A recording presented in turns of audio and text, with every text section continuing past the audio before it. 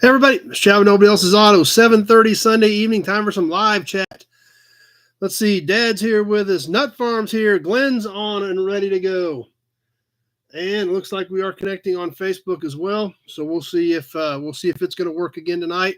See how things go over on that side of things. So, as always, we are live on both formats. Charles is here with us, both Facebook and YouTube. As you see me glancing back and forth on comments on both monitors, that's what I'm doing. So anyway, looks like we got a few things starting to happen over on Facebook. So just trying to keep an eye. We've had so many issues with Facebook over the last month. Just trying to make sure that things keep ticking along over there and somewhat working. But anyway, real quick before we get too deep into things, just like I mentioned, I'll be watching comments on both formats. Please double check your comment before you hit send. If autocorrect changes it to something I can't understand, I will have to ignore it. Brett's here with us on Facebook, so hopefully we got sound over there once again tonight. And on Facebook, I am live on the Nobody Else's Auto page, the Nobody Show page on Facebook. This video is shared to that page. I cannot see those comments. So if you want to hang out and watch on the Nobody Show Facebook page, that's fine, but I cannot see those comments. So you'll need to be on the Nobody Else's Auto page to comment on Facebook. Joe's with us there and says it is working. Scott's on there as well. Pete's here with us. So trolls, occasionally we do get some trolls. We got some moderators helping us out with those, but all of you guys do a great job letting them know that they are not welcome here, running them off. Super chats are cool. Ads are something we are dealing with. Ads, something terrible, so we try to work around them best we can. I've got the setting at moderate or light. I think it's light, moderate, and heavy. I think I got it set at light. Moderate, I think, was medium. So we'll see how what we've got to work with there. Ken from Michigan's here. Jim's here. Levi made it. Jeff from Ottawa. So there's nothing we can do about it. It's their system. It's their game. All we can do is try to work around the ads. So Billy Bowman's here. John's on. Frank made it back. David's here. Austin's here. Okay, Austin's back. He got hacked, so he hasn't been able to get anything on Facebook or anything. So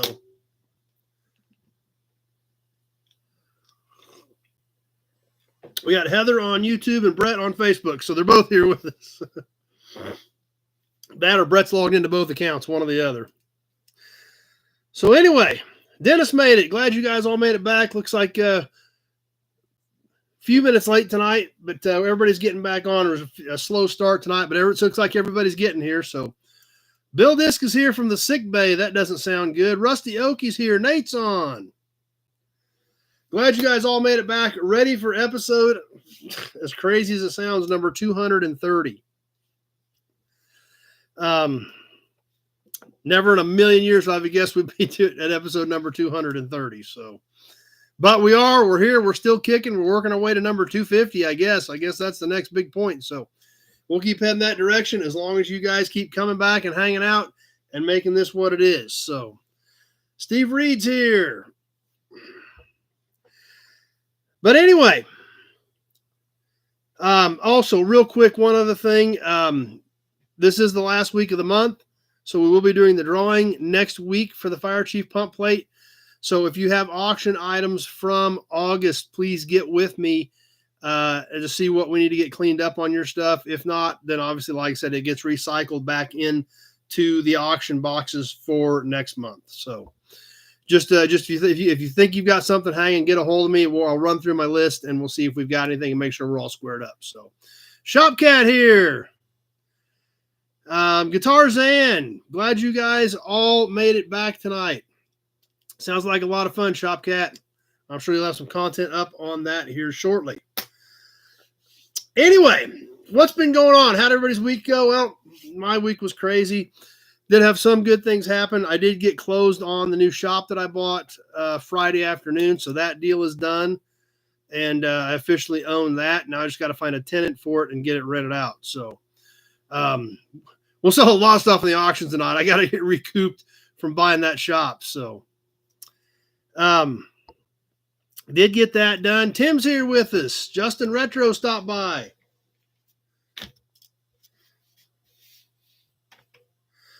Something else that was going on here, Nate did post pictures on the No Buddies page. Neil made it. Levi. How'd everything go last week, Neil? Rocky Mountain Race Week 2.0. Feel like you guys had a lot of fun. My friend Eric Kuhn took fastest average of the week. Super excited for Eric. But Airfest, the air show here in Great Bend, Kansas, happened this weekend. I did go out there for a while this morning. Nate posted pictures on the Nobody's Facebook page. If you guys are not on there, be sure you get on there. Go through, answer the questions. Rusty Okie or Whiskey Business will get you on that page, and check out some of the super cool pictures Nate posted from Great Bend Airfest. The weather was terrible this weekend for them. It was okay yesterday, but it was a lot of overcast. And then towards the end of the afternoon, they had a big night air show planned last night. And the storms came in last night and it started raining. This morning I was out there and it was dry. It sprinkled this morning, but it was dry when I was out there, but still cold and windy, real windy. So unfortunately, not a good weekend for it, but it was still cool to see. There were some great planes there. Doc was there yesterday. Doc was not out there this morning when I was there. Sentimental Journey, B-17, Made in the Shade, B-25. Another guy I know here just lives a little ways away from me. I've known for a long time. He had his T6 Texan out there. So there were some cool warbirds there, A-26 Invader, and well worth checking out. So it was a good show. Just unfortunately, the weather definitely held back a lot of the planned festivities. So, but I got to see some friends, got to see some cool planes, but just did not want to hang out there too long. I was out there for a couple hours this morning, but the wind was just too much when it was that cool. So, but like I said, check out the pictures on the Nobody's page. Weston came Friday, so and you rode in the B-29. That's cool. I've never ridden in the B-29. I've ridden in the B-17 a couple times, but.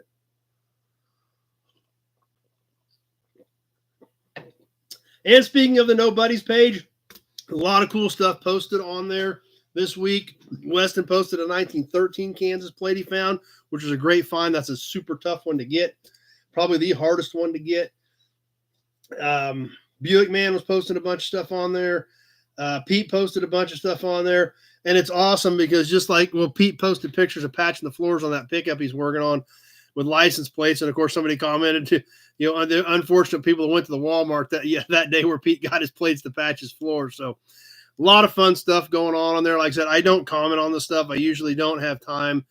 But remember, guys, I am looking at it. I think it's cool. I do enjoy it. And I'm super excited the way you guys are participating in it and what it's building over there on the Nobody's Facebook page. So Jason's here. So check that out if you're not on it. Like I said, a lot of cool stuff been popping up on there. I do look at it about every day. So don't think I'm ignoring it, but because I do see what you guys got going on, and it's really cool. So anyway,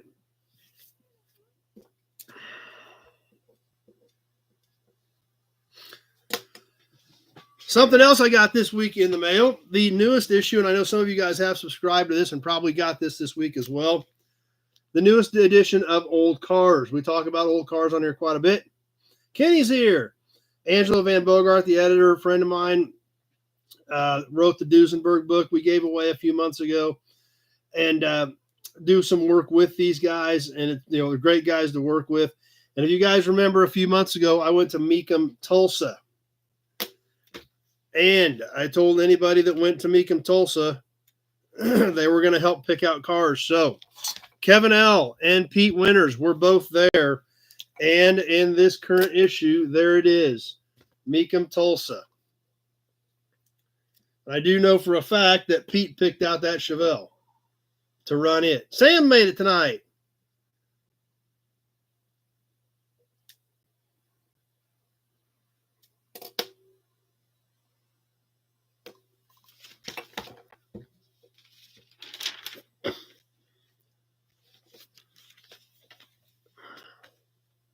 Some more of the cars that we looked at.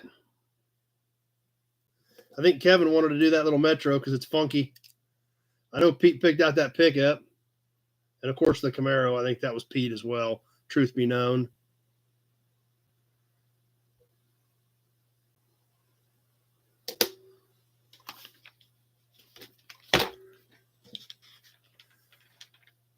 That was a 67.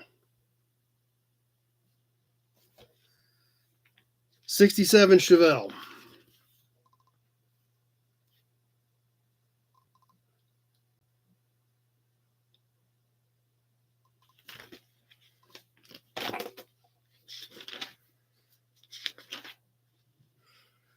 Few more that we did. Mary's here.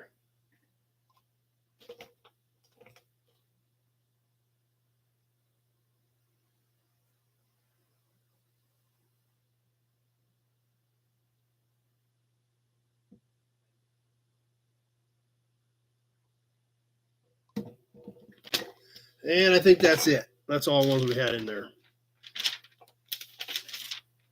So, there it is. Kevin L. and Winters both helped with this project.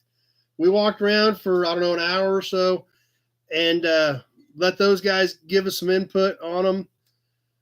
Martin's here. Alex with us on Facebook. There's Kevin L. right there. We were just talking about you, Kevin L., and wasn't any of it any good. Mike from Texas.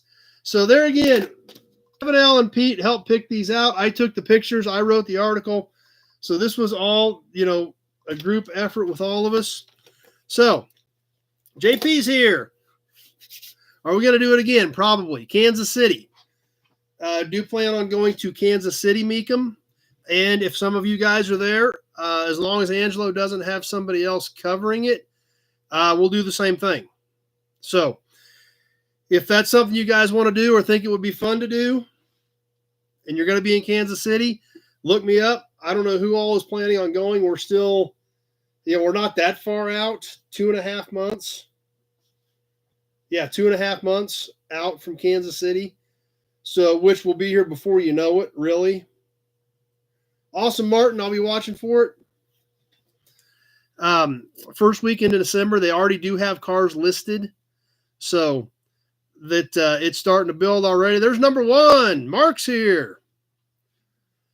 That, if you want to participate, you want to help do that next time, and you're going to be in Kansas City, we'll keep talking about it as we get closer, who's going to be there or who might be planning on going. And like I said, we can do the same thing we did in Tulsa, get some input from some of you guys and some of your picks, just like these from Pete Winters and Kevin L. made it to the magazine. Now, obviously, we can't guarantee that because I send in several of them. But most of them, I know about what they want, so I'll usually send in a dozen or so and then try to send in 15 or 16 so there's some wiggle room. Maybe some pictures didn't come out, clearly or something.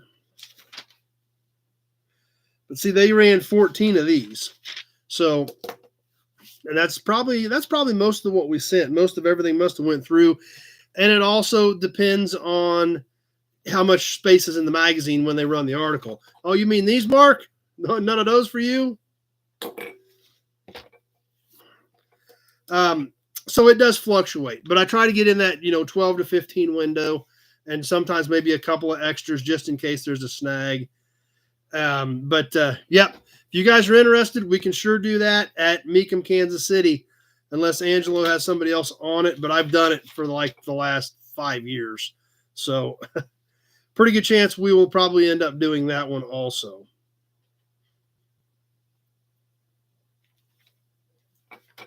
So always fun to see it come together. Austin's ready for the big badge after his week. I don't blame you. That's a huge pain. Yes, I did get a haircut. I usually get a haircut a week or two before the auction. Ready? Austin needs this, so we're going to give it to everybody just for Austin. Boom. Justin's here. Fireball's Garage. Had to rescue some kittens. We got plenty of those around here.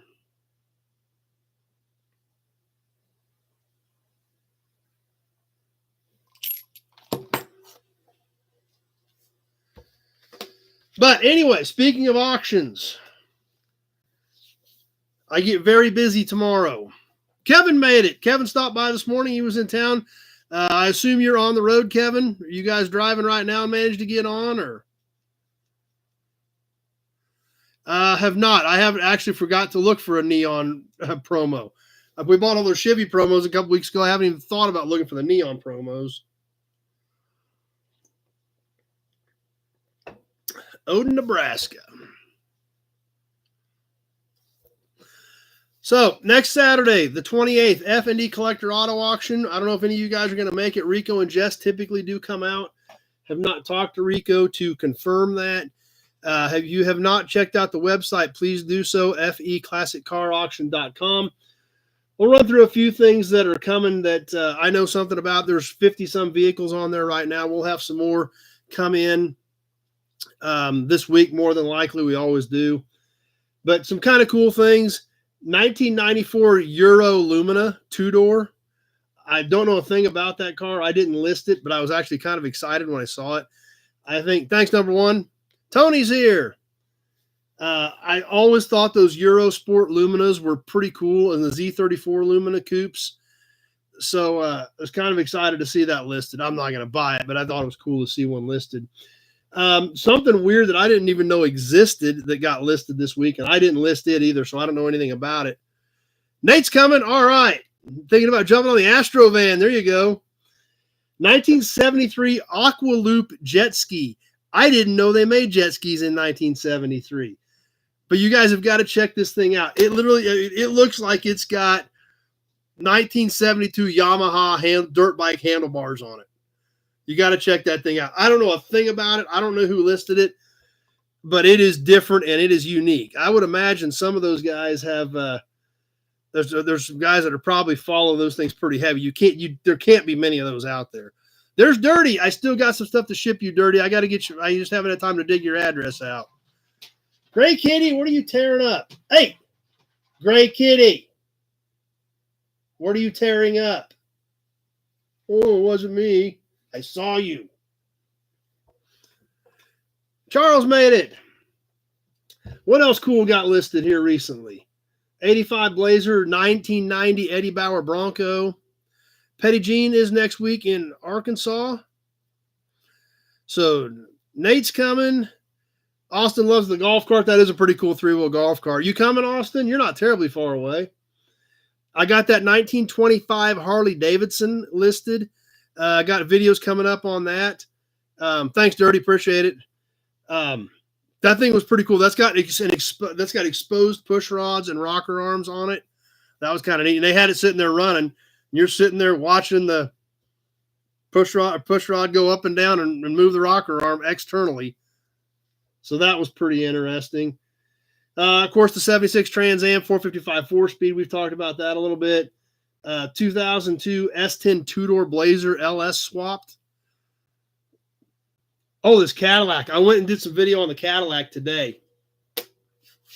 1949 Cadillac Sedanette. They got a battery in it, got it fired up, so I went and did some video of them driving it up and down the street. That's that big, long two-door fastback. Same body as the 49 Roadmaster two-door Sedanette that I just sold a few months ago. Pete saw the motorcycle video. Yeah, it was pretty fascinating. Austin says he may try to come, so they may have a handful of nobodies here next week.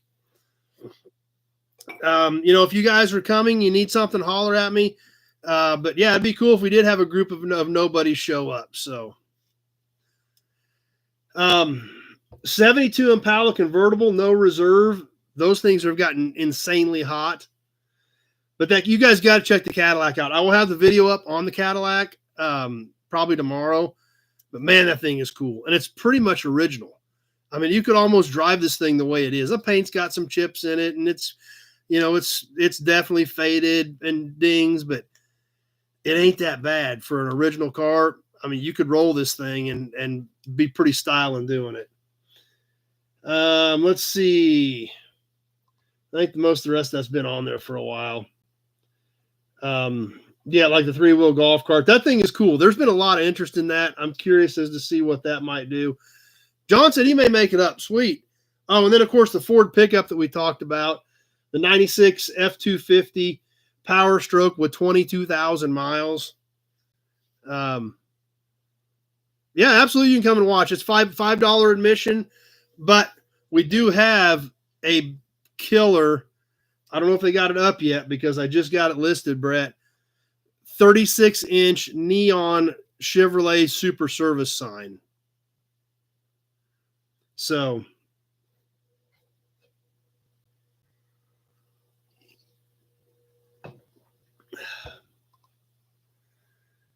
that looks like about most of that stuff's been on there for. That's a lot of the newer stuff, but like I said, keep an eye on the website, and there will be more coming this week. There always is. There's always more stuff.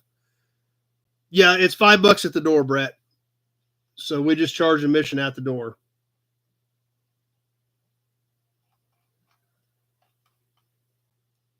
Yeah, she did get that big Chevy Sir. You can't really tell the size in the picture, but there's a smaller Chevy Neon and a big Chevy Neon.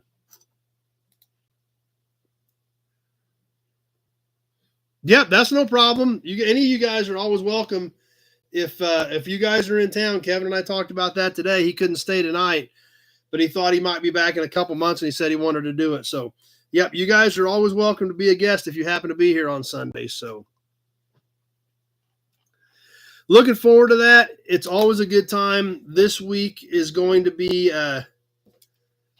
crazy, obviously, for me. Alex saw the Trans Am video. I need to get some more of that transferred over to the Nobody Else's Auto page. Just a lot of things going over. So awesome, JP. Hope it works out.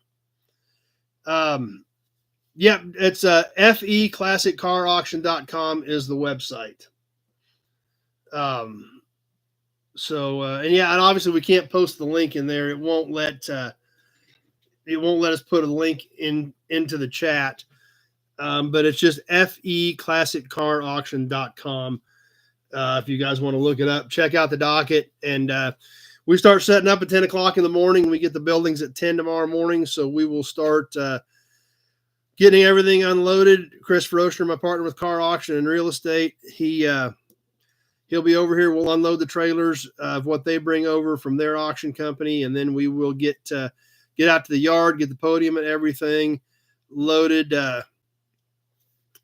up and hauled in and start getting things set up. And we'll have cars and stuff coming in all week. So anyway,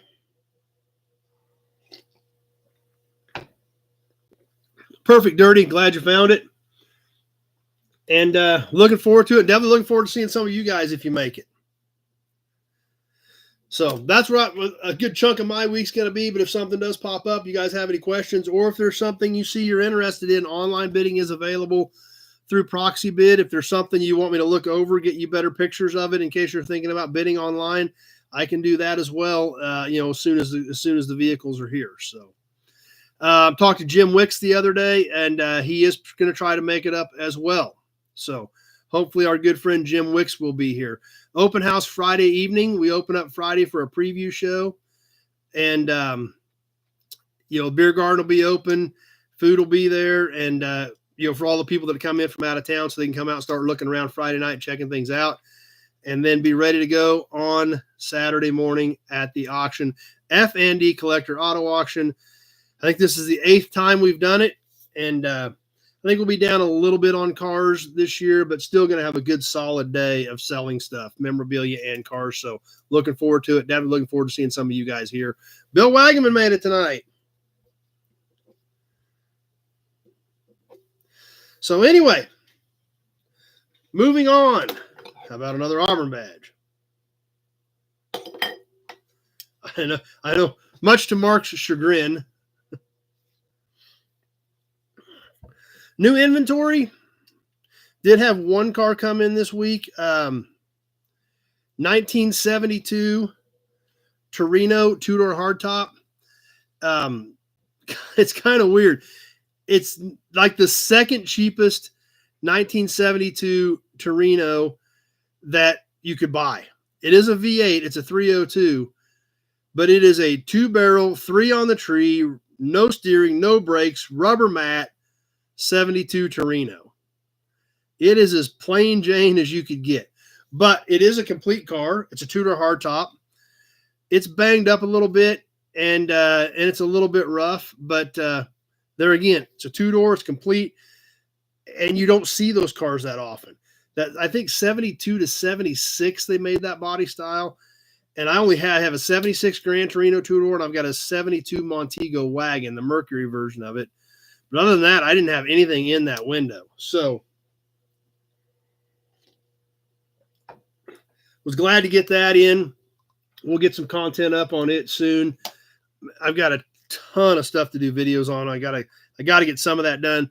We will also be bringing you some content from F&E this week, as well as some of those cars start rolling in for the auction on Saturday. So looking forward to that as well. Stay tuned. We'll get some of that content up. You guys can check out some of those vehicles on the channel this week as well. Plus, I am posting a lot of stuff to the F&E page. I do have an F&E Collector Auto Auction YouTube channel as well as Facebook page. Chris posted that golf cart up, and I've been posting some stuff. So it's going to be a good time. So stay tuned on those pages as well. I'm trying to get most of it carried over to mine, but I don't get all of it done. So anyway, yeah, that 55 Plymouth two-door hardtop is kind of a neat car, Bill. Promo model time. We're working our way through these Chevys. If you guys were not on a couple weeks ago, Dad and I went to an auction, and we bought 31 Chevy promos. Most of them are pretty good. There were I bought the last 6, which was kind of a cleanup row, and they're beautiful condition. They're just not the most desirable cars. But we got 25 that are pretty good to absolutely outstanding. And we're slowly working our way through them. And we're going to squeeze in another one tonight. But guys, you don't want to miss some of this stuff. Some of this stuff is knock your socks off promo stuff. I mean, there's some stuff in there that good. But tonight, we're going to go with another full-size Chevy from the 70s. One you don't see very often. Thanks, Brett. The last of the big ones from 1976 in Rosedale red, the 1976 Caprice two-door hardtop. This is a promo you do not see very often. I'm sure Bill can enlighten us a little bit on the rarity and or popularity of these big Caprice Classic promos. I don't ever really remember seeing them. Just like in fact, almost all of these promos that they sold were almost dead mint. These people owned the dealership back from the 40s up to the 70s. When they found a promo they liked, they literally took one home and put it on the shelf in the house, and they never left. There were a few of them that had been bumped, got knocked off, and had some chips, but 90% of these things were almost dead mint. And this is kind of what the deal is with this 76 Caprice in Rosedale red. It's a great car, great color. See all the taillights, bumpers, everything all still intact on this thing.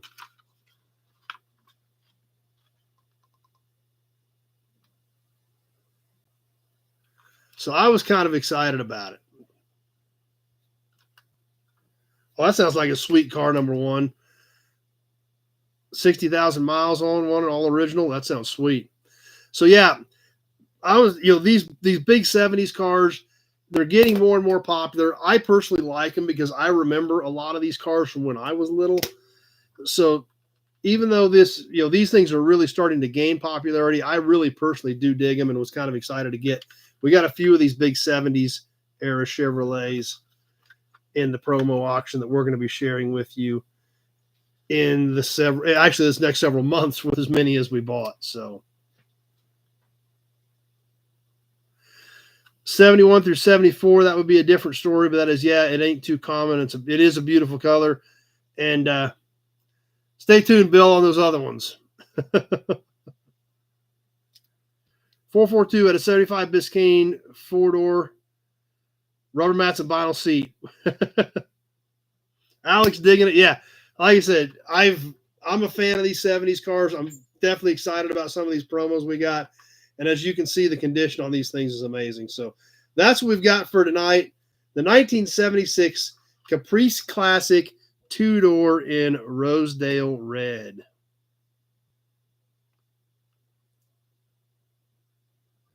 JP had one. Glenn's dad drove them for company cars. So Yep. That happened to a lot of them. Like Brett said, derby cars. A lot of those cars got destroyed.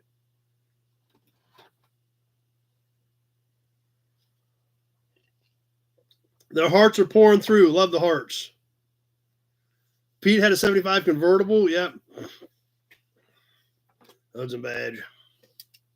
All right. How about some badges and emblems and caps? If you guys remember, last week I got a text while I was on the chat from a friend of mine who also does a lot of old stuff, and but he does a lot of decorator stuff. He's got the eye for decorating houses, pavilions, event centers. He knows what to do with a lot of that type of stuff: furniture, glass, fixtures. That don't mean nothing to me. You know, I can't draw a straight line with a ruler, much less design anything. But he keeps an eye out for me as well on car type stuff and things that he knows I like. If you guys remember, I got a text from him last week about a badge that he found for me. And that's what we've got. We're going to start off with it tonight. This is a bicycle head badge for the Shelby Flyer from the Shelby Cycle Company, Shelby, Ohio.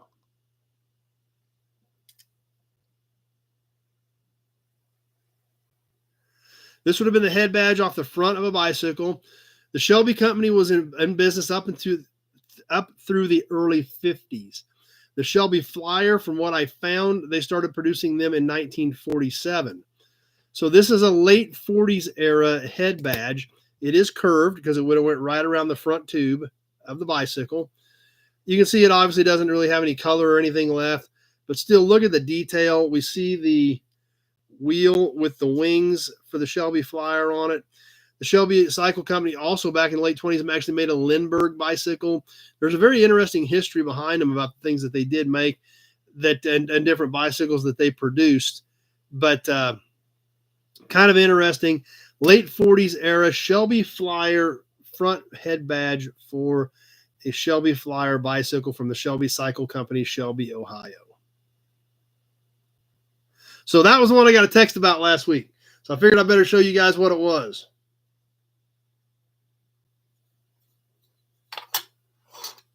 The next emblem we're going to talk about tonight.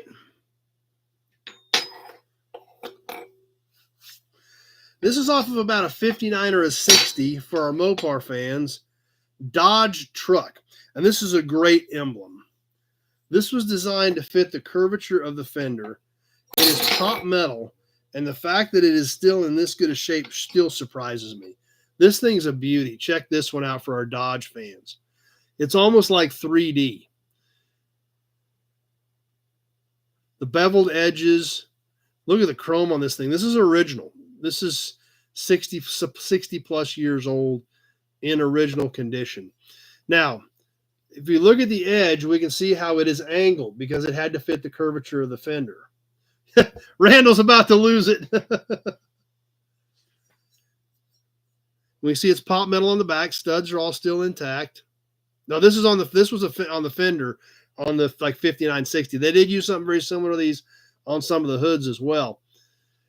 But we can see thin on the bottom, thick on the top, based on the way that curvature is. Then inside the letters, it's beveled. Kind of slants in, so it almost gives it a 3D look. Yep, it is a biggie, Alec.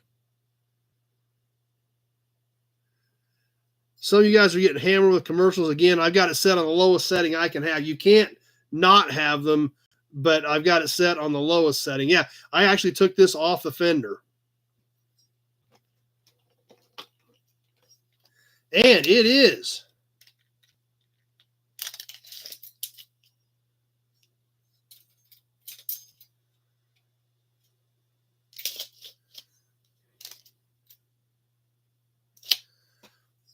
(13.5) by and just over an inch tall. So you have 13.5 inches.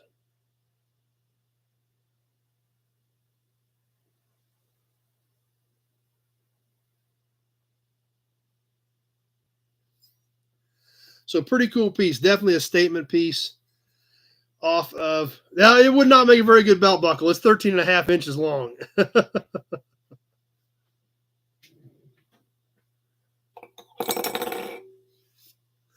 So that's what we've got for tonight. The Shelby Flyer and the Dodge pickup.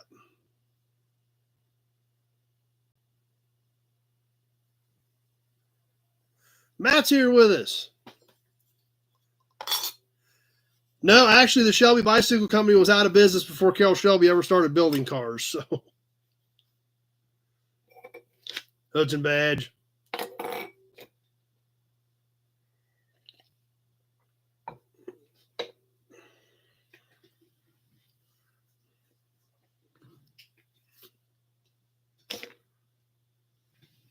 Some guys in Texas could put up us about bug. Okay, maybe they could down there.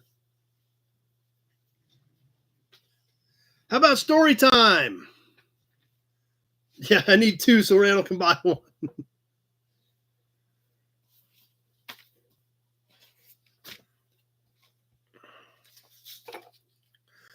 All right. Back to story time. As you guys know, we've been doing some stuff over the last few months, going through Dad's old files. We're looking at some of the cars that we're looking at we've already seen before, but now, as Paul Harvey always said, we get the rest of the story. That's kind of what we're going to do tonight. This is one we have looked at. We saw it a couple weeks ago or a couple months ago. Dad actually did remember it, did have some input on it. Now we're going to get into some of the details because we got the whole packet of paperwork on this 1967 Buick Skylark Grand Sport. Now, I'm sure some of you guys probably remember when we looked at this one. Pretty unique car, 67 GS, not something you see on a very regular basis. And you got to remember, this stuff was in the late 70s. This was a 10-year-old used car. It was a 10-year-old used car, but that's the amount of work that it needed. So basically, think redoing a 2014 car to get it ready to sell and flip in today's world. So this little 67 GS, Dad said last time that it did, timing gear and chain did go out on it. So we're going to go through the details here and find out what he did, because he kept records of all of this as well as the tickets for it. So anyway, what all did he do to the 67 GS? That's right, John. It was a good looking front end. Sold this May 7th of 1978. So this was right at the end of 77, beginning of 78. Probably looks like all the tickets are from spring of 78 is where a lot of these tickets are. So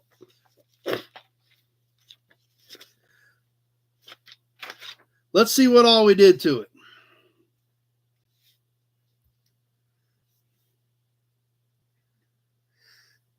Timing gear and chain, obviously we talked about that. And since it did go out, Dad had to drop the pan, probably to get the teeth out of the pan. So R&R timing gear and chain, R&R pan, R&R starter and overhaul. So the starter needed overhauled. Service transmission, pack wheel bearings, front brake shoes, rear axle seal, U-joint, tailpipe. Had to have the seat fixed, put front carpet in it, recover an armrest, tune up and engine service, some minor body work, clean and buff, wheel centers, had to put a rocker arm shaft on it, speedometer cable, seal windshield, had to put a park light in it, backup light, which are probably just bulbs, shock bushing, and an axle bearing. So you got to remember, that was a 10-year-old car. And, that's fairly heavy-duty service work at that point. It was a vinyl top car, Alec, is what that car was. So let's see what we've got in here interesting for tickets.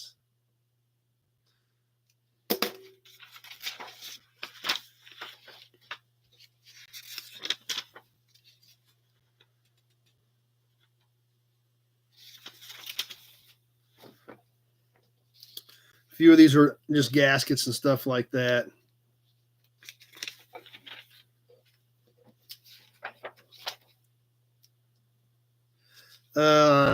Walker 2082, the tailpipe, $13.93 from the local parts store.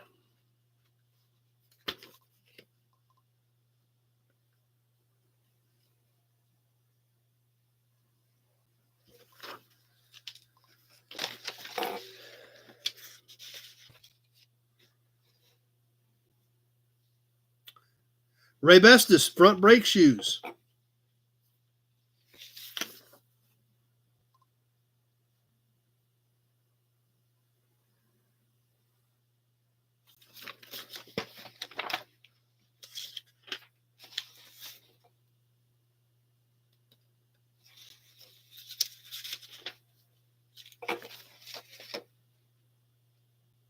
Center caps, wheel centers, 4 of them, $12.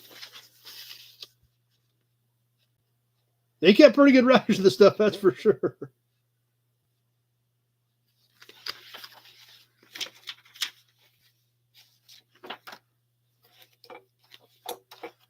Yeah, it is pretty neat being able to go back through this and having all these tickets and all this paperwork.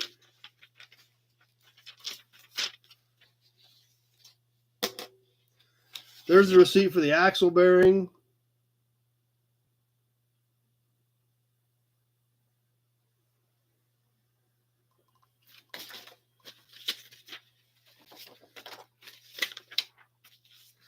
Oh, there's something else cool in here. I saw this last night when I was going through it. We have not seen one of these in any of these packets yet. We will probably see some. I'm sure we'll see some more. Adam made it tonight. Briggs is here with us on YouTube, on Facebook. This is pretty cool. We haven't come across this yet on any of these, but I bet we find some more. We've got the receipt from the newspaper ad. $3.60, 14 words. Ad starts 5/8. Ad expires 5. Starts 5/5. Expires 5/8. To the Great Bend Tribune, our local paper. Still have the ticket for the newspaper ad when he put it in the paper for sale.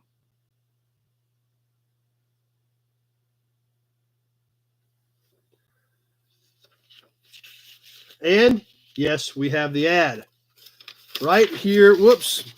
If I can hold all this paper. I still remember looking at the newspaper, looking for car ads. 1967 Buick Skylark GS, sporty car in excellent condition, safety inspected.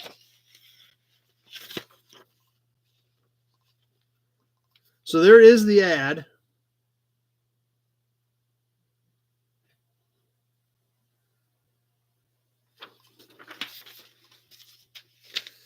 And a couple more receipts.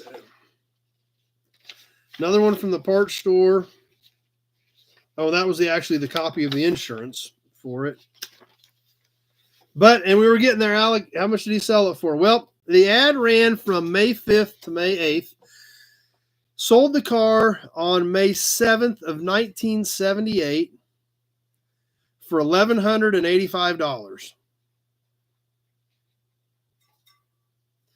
He bought it for $150 with a timing chain out of it. So, did all that work, timing gear and chain, rocker arm, dropped the pan, overhauled the starter, service transmission, and of course serviced engine, brakes, axle seal, axle bearing, tailpipe, interior work, put new wheel centers on it, buffed it, detailed it, and sold it for $1,185. Awesome. Austin's coming. Nice. That's exciting.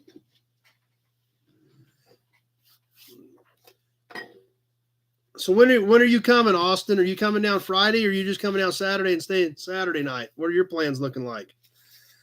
So there it is. It puts it all into a little bit different perspective. We look at the pictures from 45 years ago, 46 years ago, and it's cool seeing these old cars because they were transportation back then. You know, this car was sporty. It was a two-door. It was a GS. But I guarantee you it still went to the grocery store, still picked up kids. It did anything a normal, regular driver did. You took it to work, you took it to play, because it was transportation. Coming Friday and leaving Monday morning, so Austin's planning on being here next Sunday. But when we put all this with it, it really kind of puts things into perspective as far as the time that we're looking at. Especially when we look at the prices. So there we have story time tonight. The 1967 Buick Skylark GS that Dad did in May of 1978. Definitely adds more to it, John. There's no doubt about that.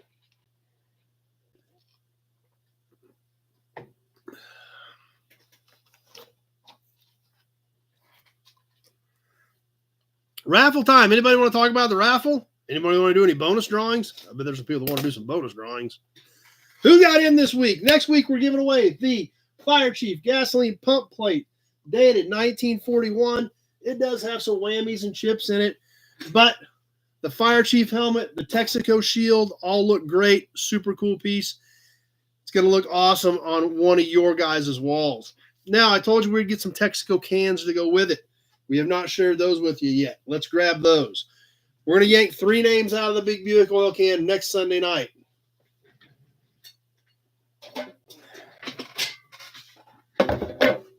We have 2 metal, old school steel painted Texaco cans for the second and third names out of the big Buick oil can. David's got company, got to go. Texaco Haviland and Texaco Motor Oil. These are both painted metal cans. This one is empty. Lid top's cut out. This one is full. If I do not have to ship it, I won't drain it. If I have to ship it, I will have to drain it.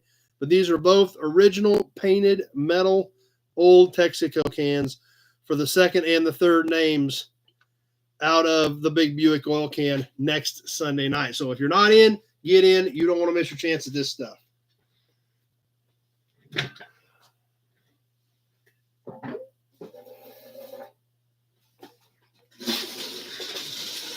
So who got in this week? Who's in here? Who's in the big Buick oil can? This week, the new entries are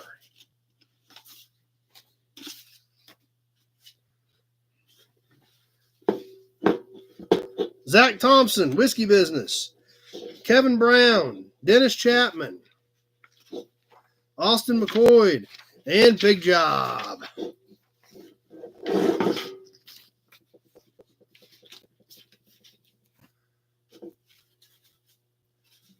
Starting to get those names piled in there. I'm sure some of you guys can see some familiar names in there, all stacked in there, ready for next week's drawing. But dropped a few of them out. Let's make sure we get all these back in there. Hudson badge. And should we do it? Let's do a bonus drawing. Now, I refilled this can. If you guys remember a while back, we had a very generous viewer thinning down his collection, sent us 3 or 4 viewer boxes, sent us a ton of emblems. Austin's not going to rig the drawing. Yeah, I'll have to keep the big Buick oil can stashed over here on the side. So I refilled this with a bunch more emblems out of that big viewer box. So huge shout out to our viewer for helping us out with that. I picked out some stuff that I didn't have in my collection. He had no problem with the duplicates going in here for you guys, which is super, super awesome. So let's give something away out of here.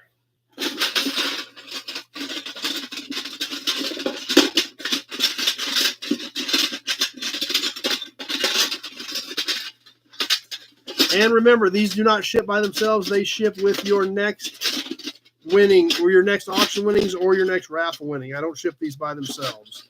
Well, come on. I got to get a hold of something here. What do we got? Here we go. We got something. What do we got? LeBaron. Big Chrysler LeBaron. Let's give it away. 2.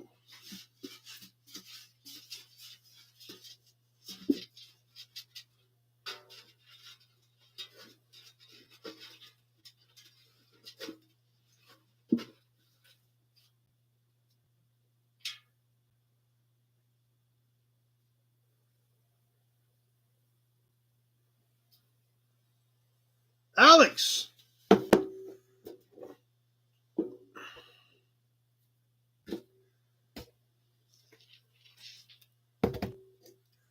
Alex Kalish gets the LeBaron badge.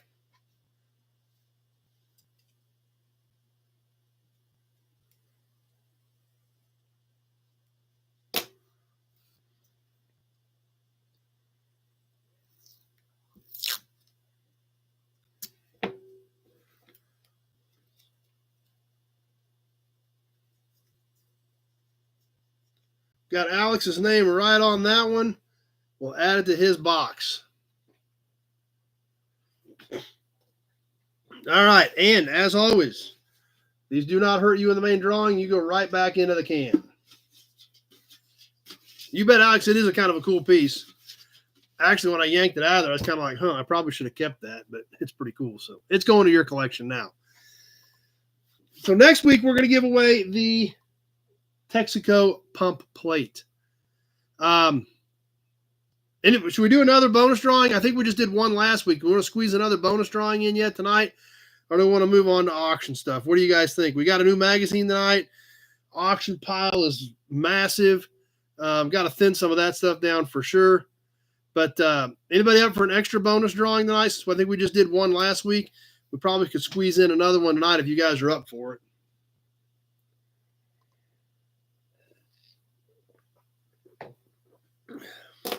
Everybody's ready for the auction stuff. Adam says, why not?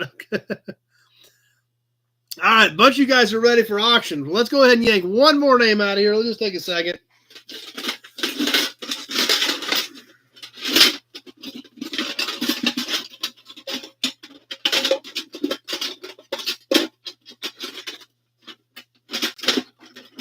Whatever this is, it's got my finger caught on it. Valiant. I guess it's the Valiant because literally my finger got wrapped around it. And that's what came out. So the Valiant badge. This is a pot metal chrome plated Valiant badge, probably late 60s, early 70s.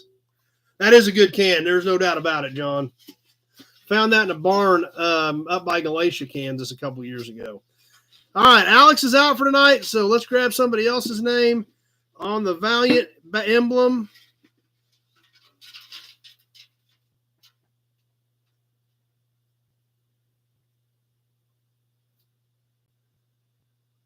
Austin McCoy.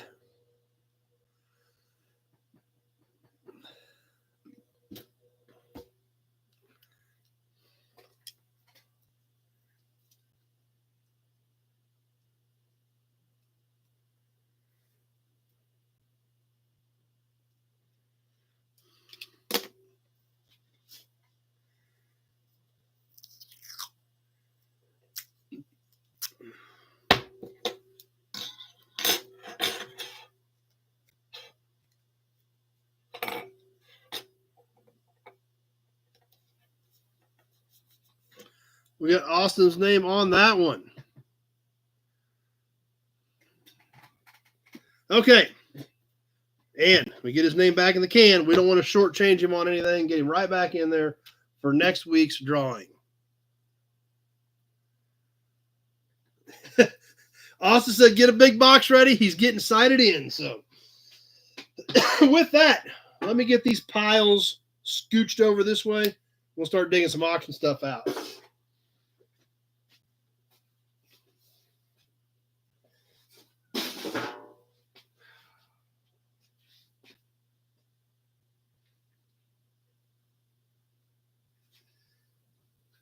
And you guys give me some ideas of what you want to start with.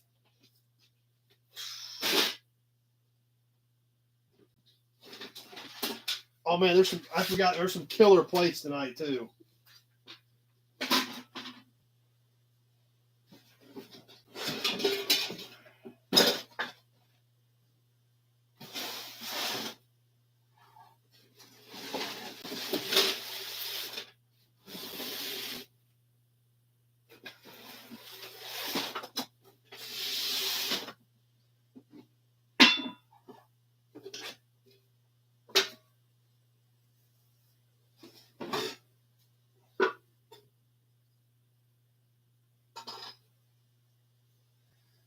right.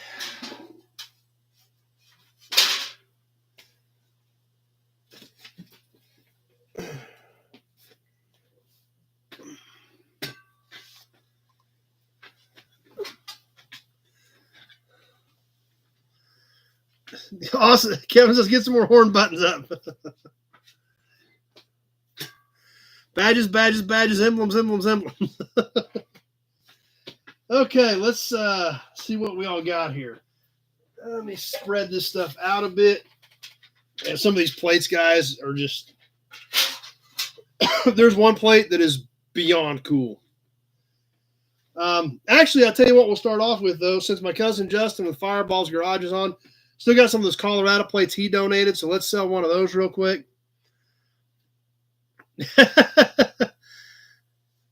Fans of Glenn's toys at work. Oh, you guys wanted some buggy steps? I've got one set left and a couple of singles, so we may try to squeeze one of those singles in tonight. Some of you guys were asking about those.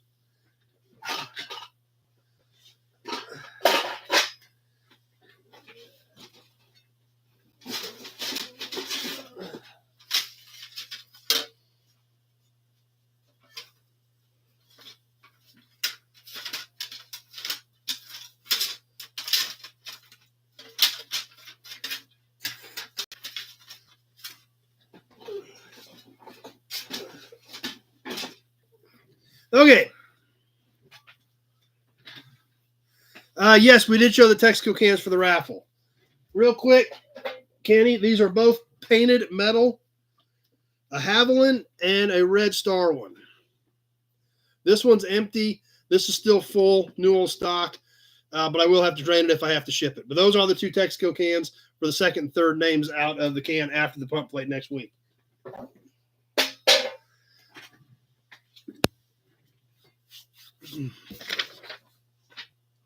You bet, Kenny. Okay, time for some auction stuff. As always, we'll hold up a piece. We'll talk about that particular car. We'll talk about that particular piece. Joe's here with us on Facebook. We'll point out any discrepancies in it. We'll show you this, show you the front, the back. We'll give you some dimensions on it. And as we work our way through, if you're interested in that piece, throw a bid out there so we know that we have interest in it.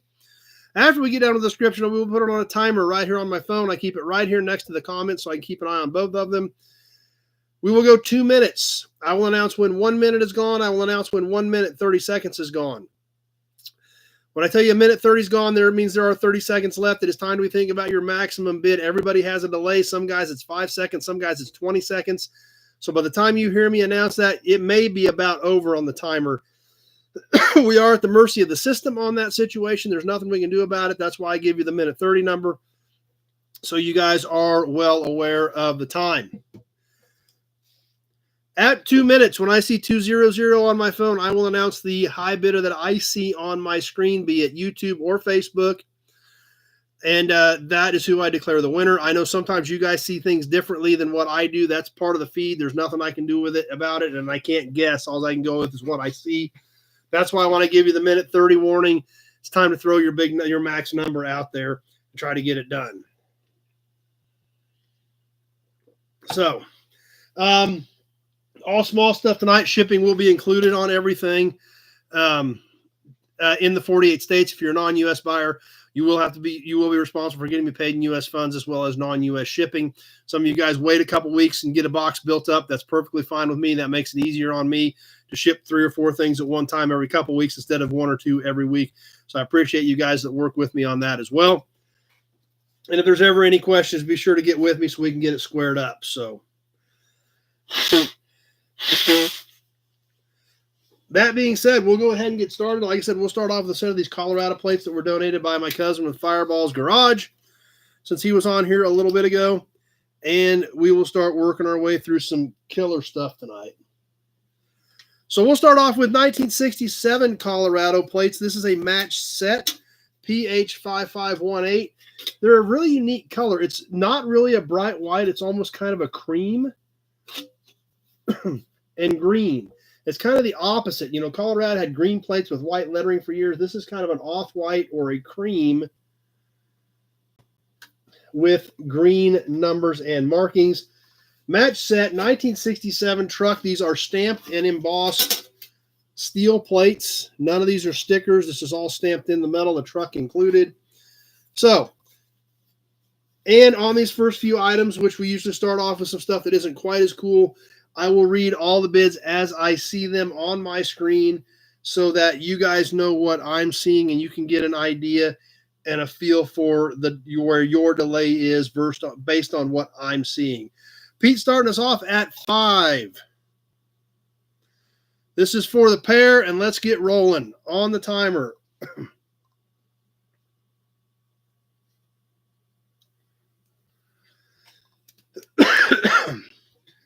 All right, I'll be thinking about what we're going to do next here as well. Kevin, 10.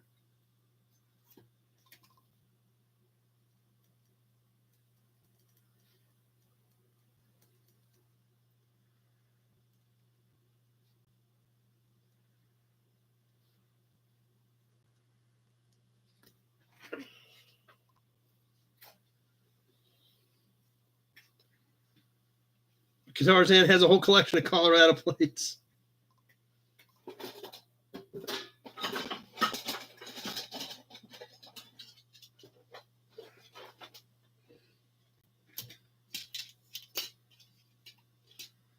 Kevin at 10 as we approach the 1 minute mark.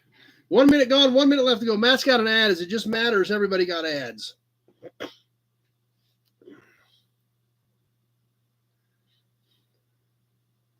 Martin at 12.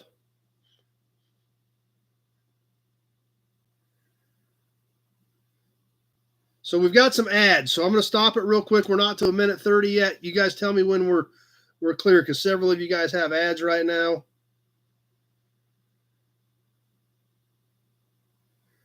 Okay, looks like we're coming back. Let's go ahead and get started again. Martin at 12.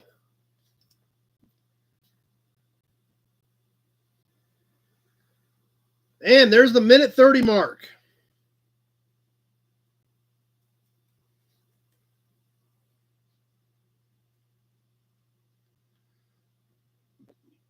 Charles at 20.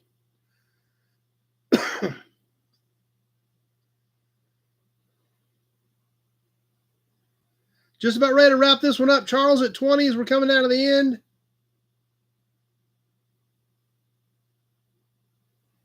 Austin 22, and that does it. Austin is not kidding. When he said he was sighted in, he slid that in at 158 on my timer. Austin at 22.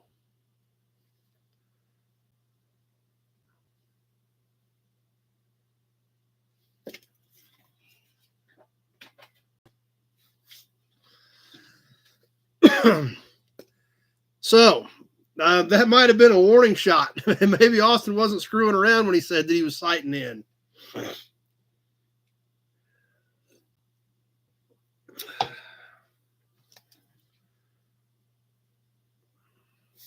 How about a horn button?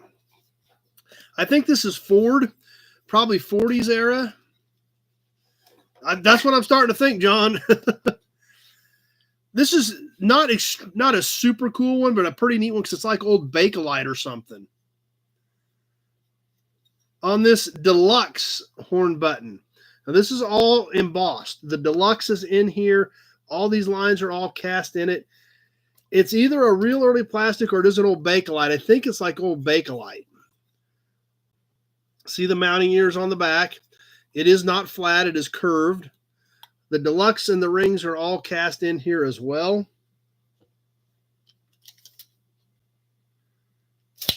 And it is just over 4 inches. I think it's Ford. I think it's late 40s Ford, but I'm not sure. So, there we go. A little over 4 inches. Deluxe horn button. Not quite as cool as some of the other ones we've done, but we'll go ahead and slide it in here. See who wants to add this one to their collection. Let's go ahead and get this thing rolling on the timer.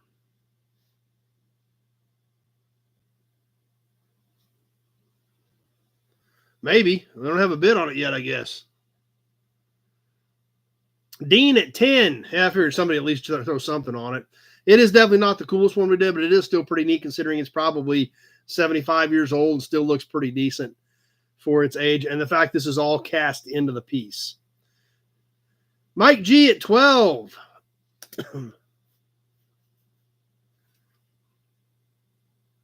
Art Deco, exactly, Matt. You're dead on the way that all that casting looks. Dean at 13.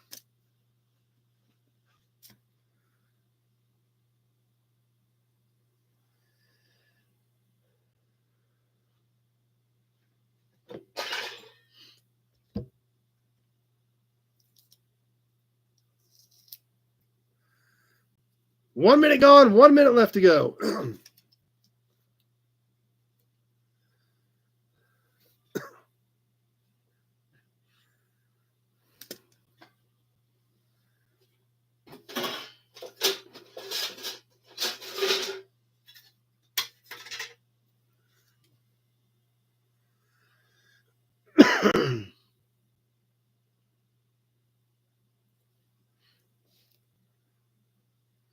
Minute 30 is gone. 30 seconds left.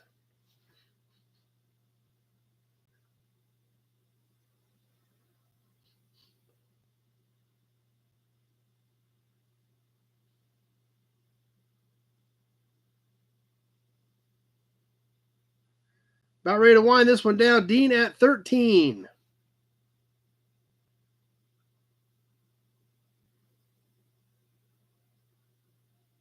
Austin at 15. Pete at 20. Pete got him at 20. That was tight. Pete got it at 150. Austin was about 158 again. Pete was at 159. And then Alex and Kevin were right after that. This might get interesting between Pete and Austin tonight because Austin literally hit at the exact same time, 158, Pete 159. Boom, it was done. Holy cow.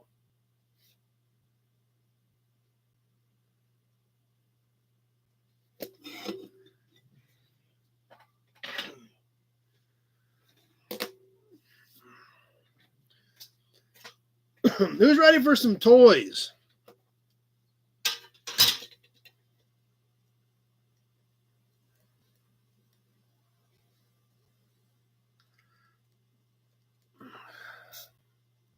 We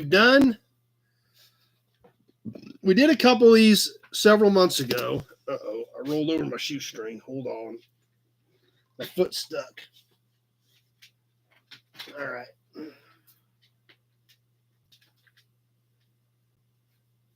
Okay.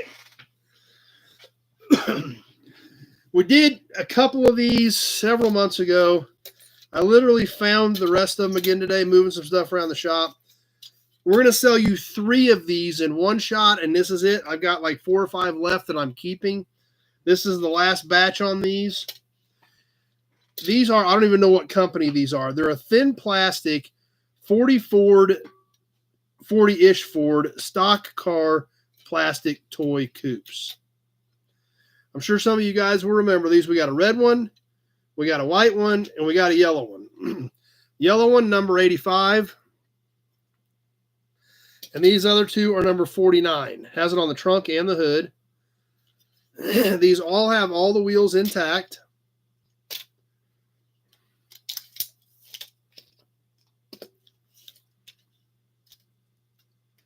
They are 4 3/8 long and about 1 5/8 inches wide.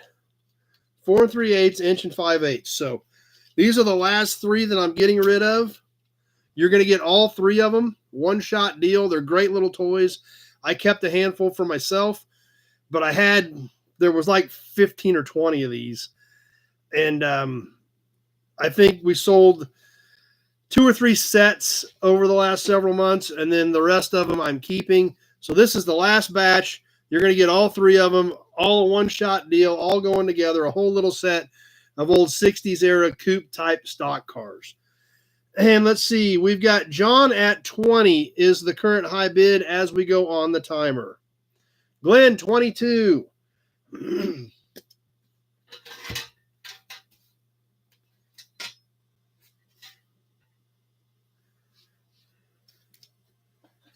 I got a cool badge coming up too, Alec. I didn't forget about you.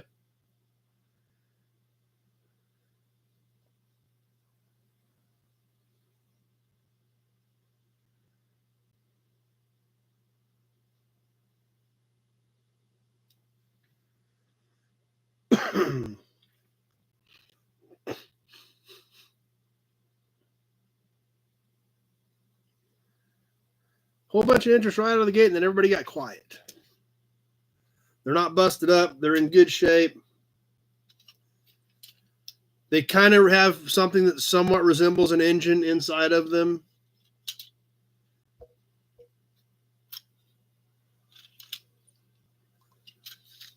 One minute gone. 1 minute left to go. Glenn at 22.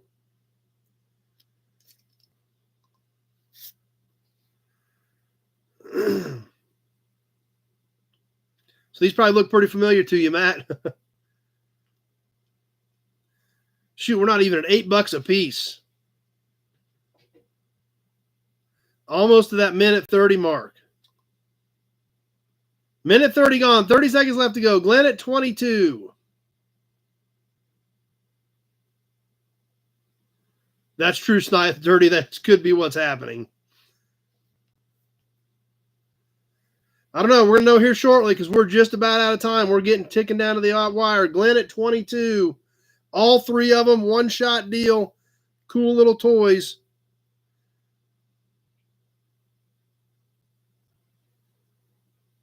And that does it. Glenn at 22.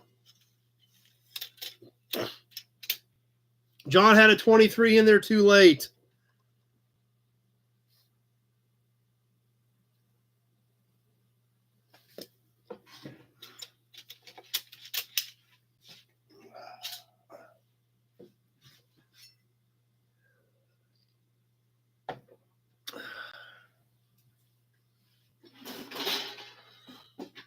What's it? Oh, wait a minute. That's for the magazine. We need this for the magazine later. Got stuck in the wrong pile. Thanks for the mercy on Glenn.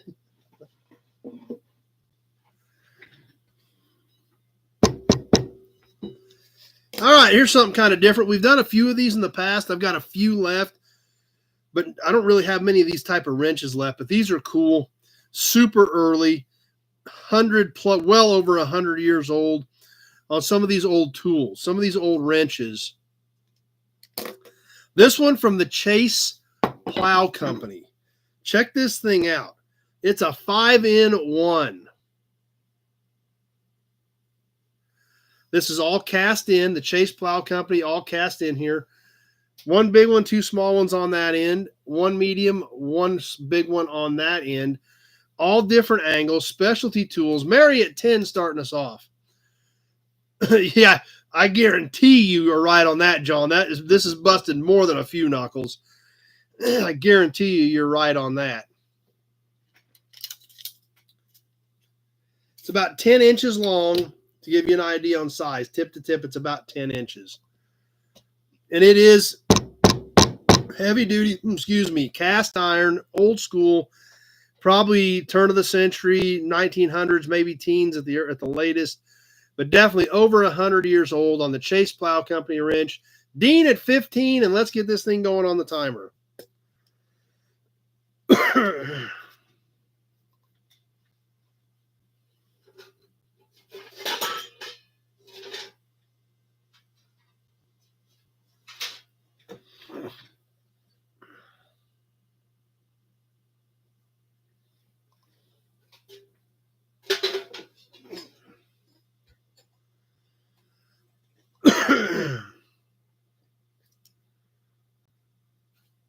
Mary, 20.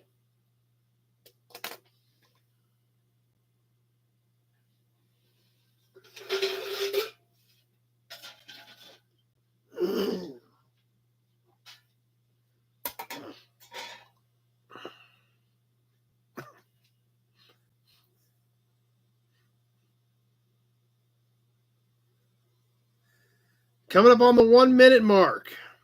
1 minute gone, 1 minute left to go. Mary at 20 on the Chase Plow Company wrench. They can almost double as a weapon in a certain situation.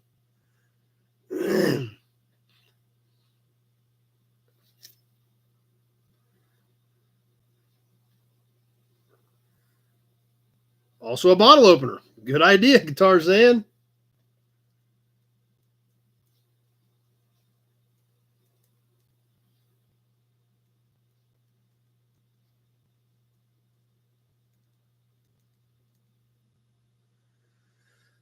Just past the minute 30 mark, coming up on the end of this one. Mary at 20 as we're ticking down. About ready to wind it up. Mary at 20.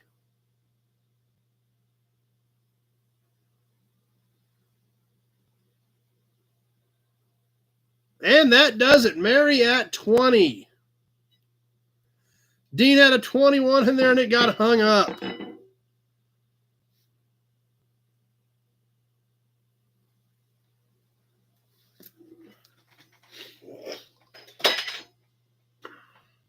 All right. This next badge, Alex been wanting some more badges and emblems. This could kind of go as either. This is actually a delete plate out of a 39 Plymouth, where if you didn't have a radio, this would have covered where the speaker hole would have went.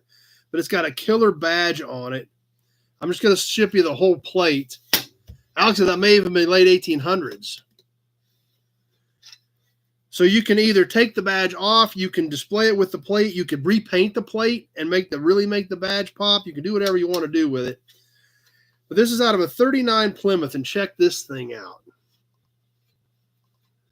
So this, you're going to get the whole plate. So you can actually put something on the plate.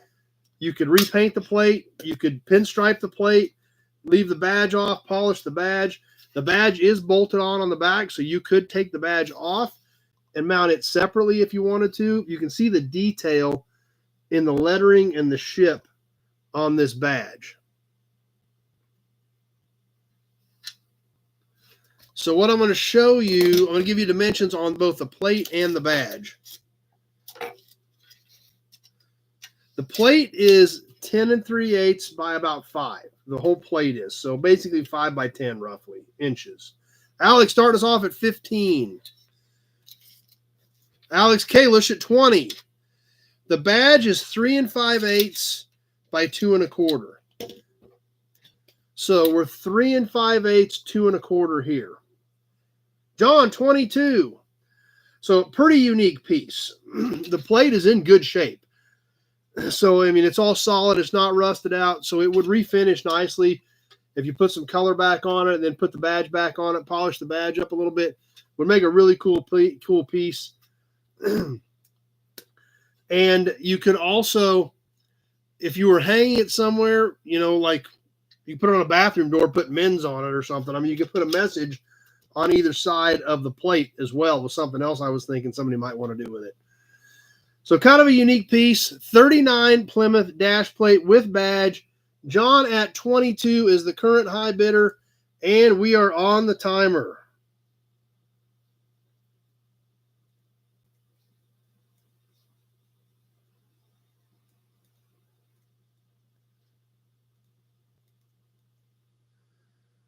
Mailbox flap. That's a good idea.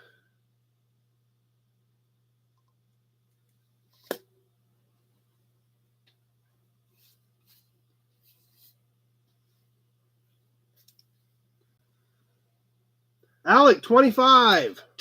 Alex Kalish, 25. So I've got Alec and Alex both at 25, but I don't think that's going to matter. I don't think it's going to last that long. Because I'm sure we're going to at least get to 26 on this.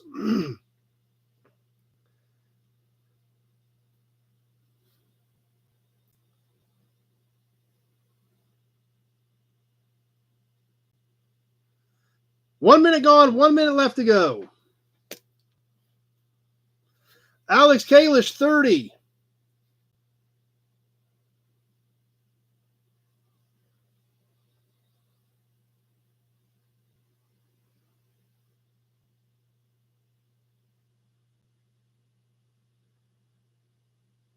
Yep, no problem, Devin. Not a problem. Michael Brown, 39 Plymouth. Dash plate. Minute 30 gone, 30 seconds left to go.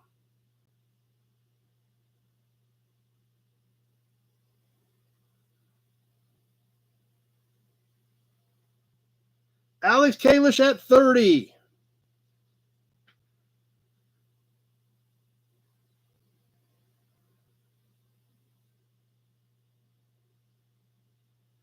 Just about ready to wrap it up. Alex Kalish at 30. Alec Blanche at 36, and that does it. Whew, that was tight, but you got it in. Alec Blanchett at 36 at the last second. It's a good thing I was watching close. Kevin Brown had a 36 in there just a little late. Whew, that was close. It's a good thing I knew both you guys were bidding because I was glancing back and forth at both screens. So sounds good, Devin. Not a problem. Tomorrow's going to be pretty crazy. We start setting up for the auction at 10 tomorrow morning. So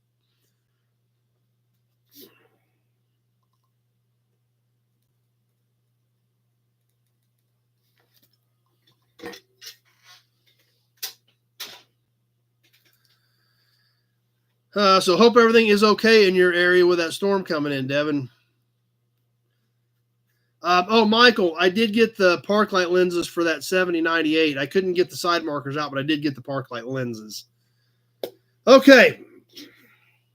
What do we got next? Ooh, another cool plate. Man, this thing, I don't think this was ever used, actually. I think this is brand new. It just happens to be 60 years old. 2-digit, great colors on this 1964 Kansas commercial trailer plate. Look at the color on this thing. It's a mirror. I can see the license plate. Well, hold on. I twisted it wrong. I can see the license plate in the license plate. That's how shiny this thing is. I can see the license plate on the screen in the license plate. Mary, 15. So this plate has like everything going for it. It has commercial trailer, so it's got something different, and that is embossed into the plate as well. Michael, 16. It has great color, amazing condition. It is 2-digit, number 78. The back looks as good as the front. There's just a lot of good things happening with this plate. Devin, 22. Let's get this thing going on the timer because it's a beauty. Michael, 23. Mary, 25. Yep, pretty close for me. It's so nice, I actually thought about keeping it. But Michael, 26.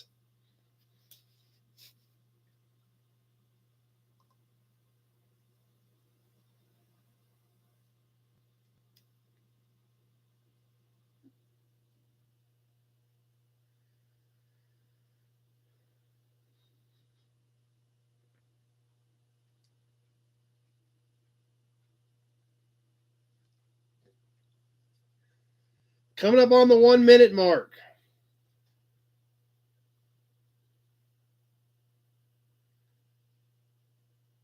One minute gone, 1 minute left to go.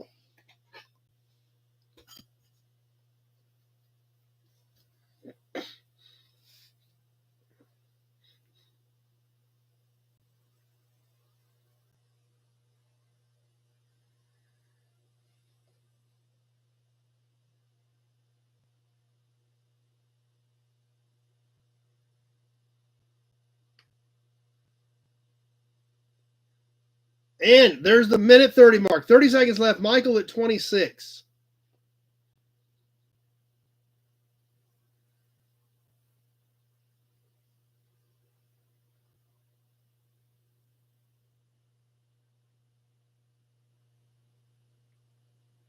Coming down to the end, about ready to wind this one down.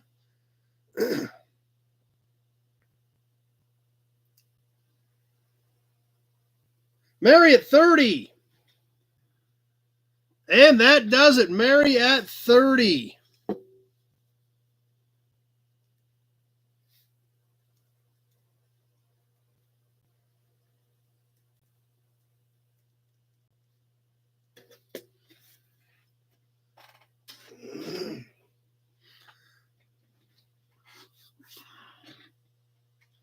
We haven't done a can yet tonight. Who's ready for a can?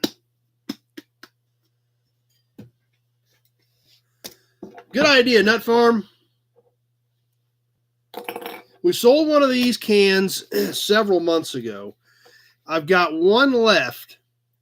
It's a great little can. I've got one left that I'm selling. I think I kept one or maybe two for me, but this is the last one we're going to sell.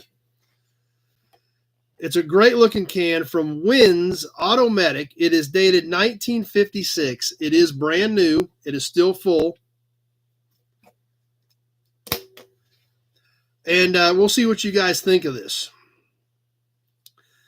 Wynn's friction proofing Automatic reduces oil burning. This is a smaller can. It's not a full quart. It is metal. It is an old school steel painted can. Has the little Automatic dude on the top. Reduces oil burning, quiets noisy engines, improves compression. Had a little dot on it where you could put the price tag when it was new. Says right down here, it is dated 1956. I don't know if you guys can make that out or not, but that is 1956 on it right there.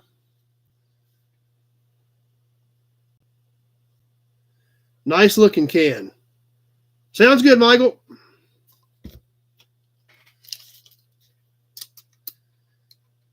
It's about 3 3/4 tall and 3 1/4 wide. So it's about 3 3/4 tall, 3 1/4 across the top. On the little Automatic dude. New old stock, 1956. Killer little Wynn's Automatic. So, who's going to get us boogieing on the can? Austin at 10. It's a great looking little can, good colors, cool little piece. Devin, 15.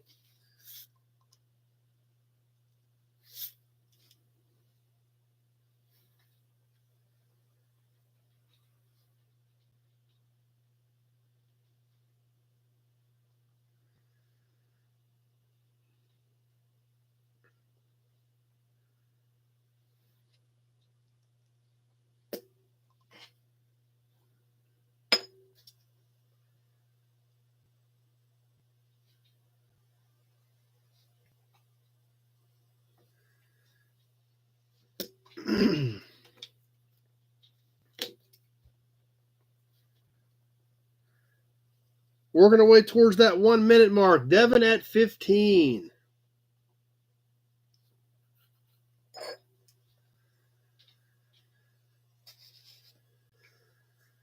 And there we go. 1 minute gone, 1 minute left to go.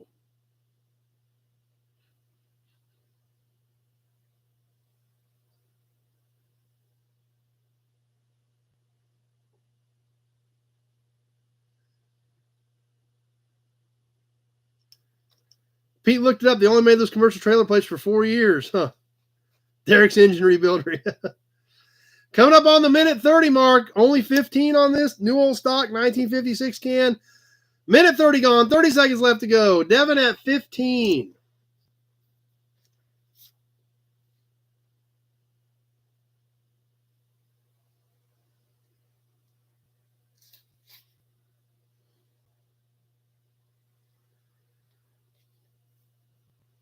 Alex, 18.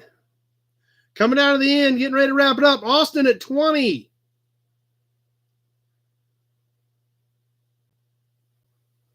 And that Austin at 20 is what I had. It went to 201 and Devin's bid, Alex's bid.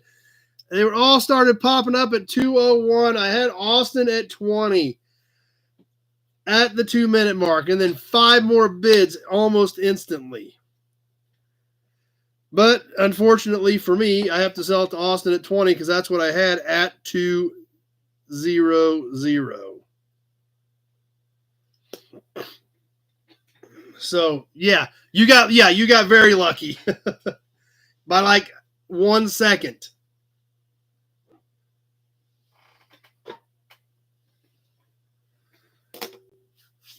We haven't done a grease cap in a while. Anybody up for a grease cap or a gray cat? You want to run you through the auction?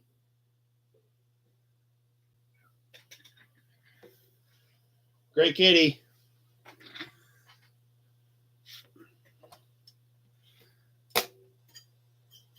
All right. Not, that's a pretty big old grin there, Nut Farm. Well, you're going to like this one. This is really cool. It's banged up a bit, but there again, the logo is there. I don't think we've done one of these before. I think it's really great. I don't know if I've got this exact one, but I've got some similar to it, so I'm going to sell you guys this one. IHC. Check this baby out.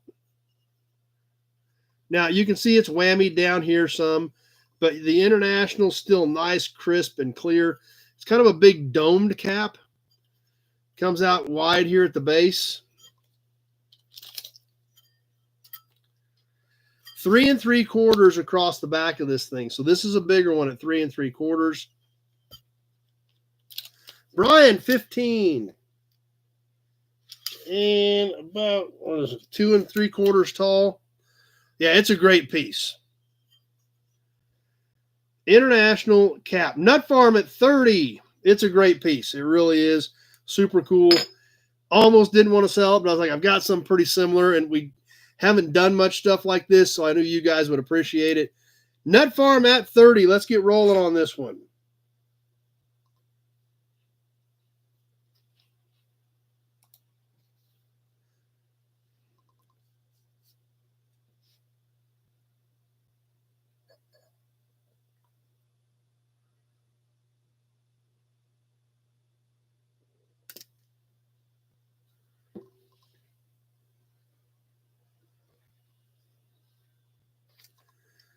Nut Farm scare everybody off, or maybe they're waiting until the end. Also could double as a small hat. Internal threads like all these have. This one's surprisingly clean inside. Sweet Jello mold. Great idea, John. That one's clean enough to do it.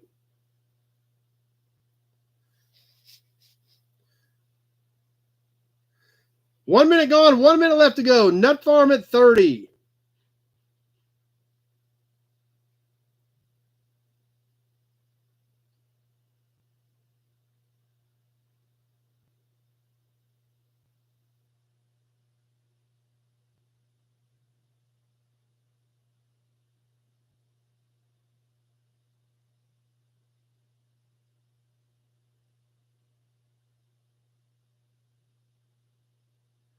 Minute 30 gone, 30 seconds left to go. Nut Farm at 30.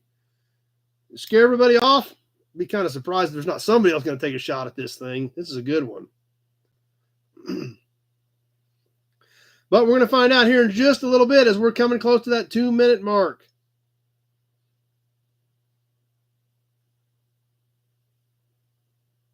Wrapping up, coming out of the wire. Nut Farm at 30. Pete, 36. And that does it. I figured there was a shot in there coming somewhere. And Pete got her at about 156. Nut Farm came back, but it was too late.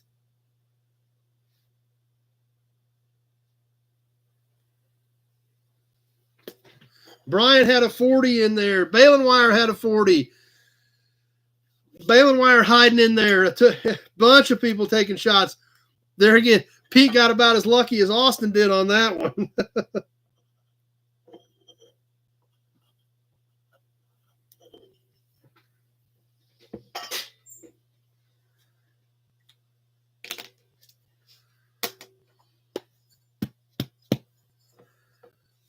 How about another horn button? A little tiny horn button, but a really cute one. Actually, this has been laying here for a couple months. I've been debating as to what to do with it, but then I realized, what am I going to do with it? So I thought, you guys need it. It's a cool little, it's a horn button, but it's almost small enough to be a little badge for our Chevrolet fans. Check this one out. Chrome plated. I think this is the original blue still in here. Some black out around the outside perimeter. Small chrome cap. Look at the chrome on that thing. It's like a mirror. Nice and small and round. Let me give you some dimensions on it so you can kind of get a better idea, because you hold it in your hand and it's not that big. Mary's starting us off at 10. It's only about 2.5 inches, so it's kind of a cute little guy. Great condition. Still looks amazing. Mary at 10. Let's go ahead and roll on the Chevy horn button.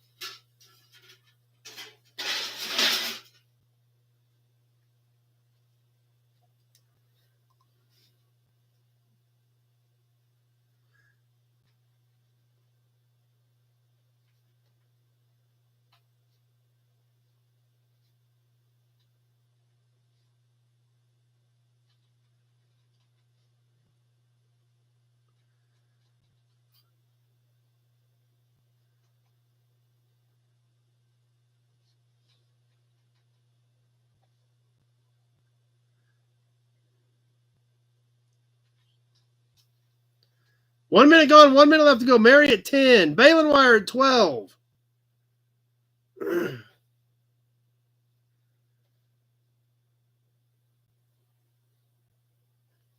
Mary, 15. It's just a cute little booger.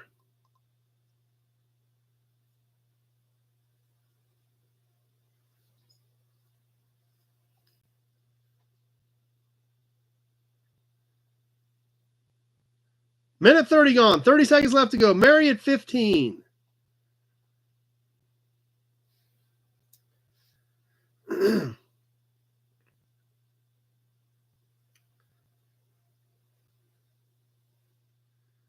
Maybe I should have kept it at 15 for as cute as this guy is. Mary at 15.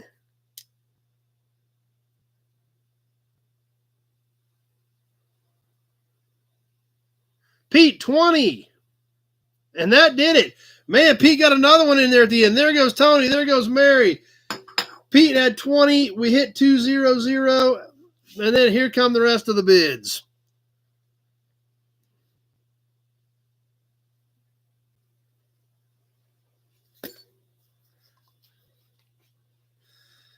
So everybody needs to start adding about 5 seconds. And then, of course, they're all the same bids, too. So there's 320s and then 225s.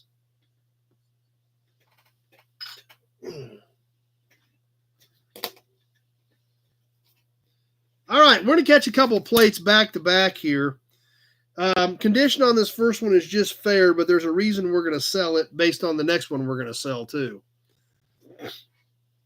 And I still got some amazing plates down here. We're not going to get them all in tonight, but these are cool. Yeah, Pete's making up for losing some stuff the last couple of years. Going back 94 years to 1930 on this Kansas plate. We don't see a lot of Kansas. This one's a little bit rough, but it is supposed to actually be a black plate. So it does have some paint loss, and it should have had white lettering, where we've got a little bit of white down here still. So 1930 was kind of an odd size. It was smaller than the other ones from the 20s that were big, but in 31 they went to the long, narrow, skinny ones like we do sometimes. So 30 is kind of an odd duck in Kansas. I actually don't have very many 30s because, like I said, it is kind of an odd duck. It doesn't pop up a lot. So this is an original 1930 Kansas 59 Charlie 2428. Should have white on the letters, but the plate itself is black. It's got a few extra holes in it, but nothing serious. Stafford County. Nick's always on us, keeps tabs on that for us. It is. This is basically 12 by 5 and 3/8. So this is similar to what a newer plate would be size-wise. However, in 1930, it was smaller than the stuff from the 20s, and then they went to the long, narrow, skinny one. So kind of a unique one on the 1930 Kansas plate. So, unless you guys don't, I've got Alec at 20, I think, on this. Is that new, Alec? Because it wasn't there earlier, or was that on the horn button? Alex Kalish at 15, because Alec had a bid over here, but it didn't pop up till after we were done. So I want to see if that was on the horn button or on the plate. I've got Alex Kalish at 15 on this plate. I don't know. I'm going to see where Alec Blanchett is at, where that was a new or an old bid that came in well after we were done. So I bet it was an old one after we were done with the other one. Okay, it was. So, okay, it was just late. Okay, Alex Kalish at 15. We are on the timer on the 1930 Kansas plate.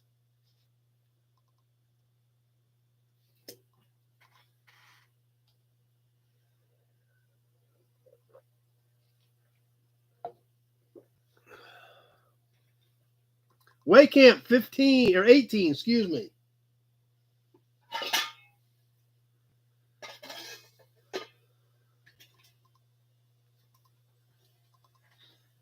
Devin 20.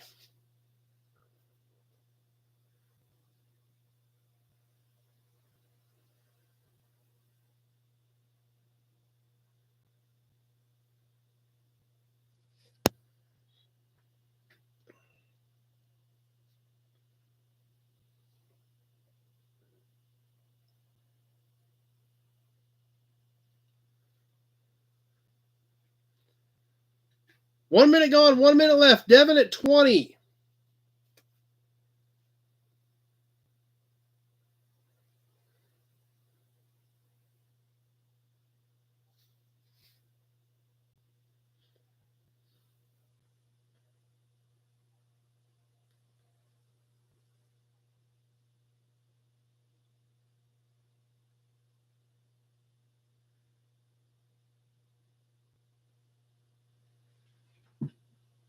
Minute 30 gone, 30 seconds left to go. Alex Kalish, 22.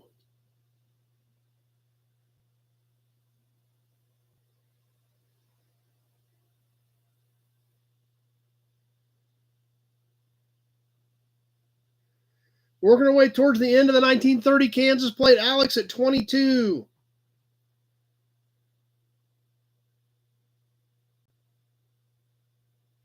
And that does it. Alex at 22.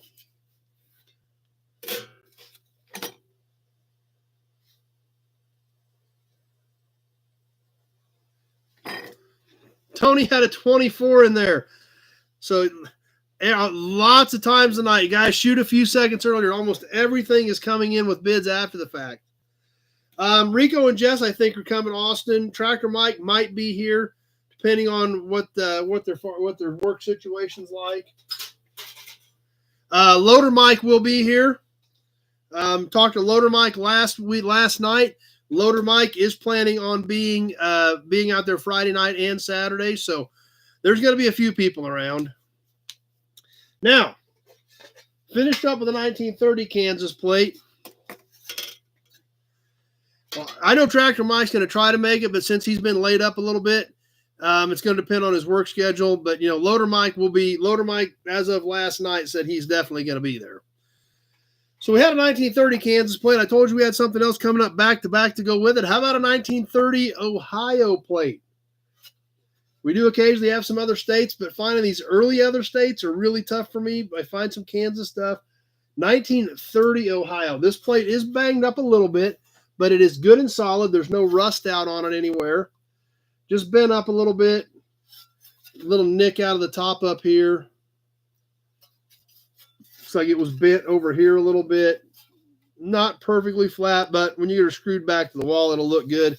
Looks like it was originally red or kind of a burgundy with white lettering. It's a little different, a little bit of an odd size as well, so let me give you that. 13 5/8 by 5 3/4. 13 5/8, 5 3/4 on the 1930 Ohio. We got Devin at 20. So let's go ahead and get this thing rolling. Devin at starting us off at 20 on the 1930 Ohio.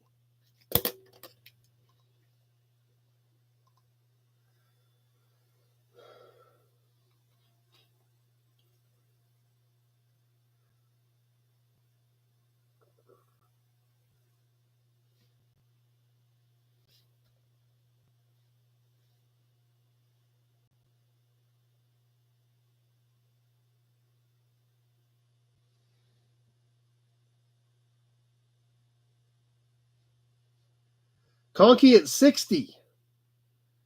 You're new to us, so let's make sure you're legit.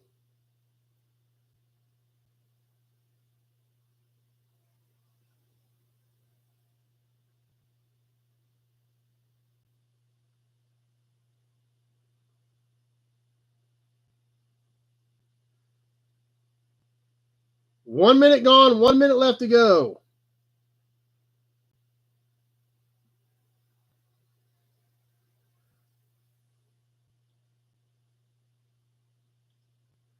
We'll just work off Devin's 20, Conky. I don't know. You need to get with us and make sure you're legit.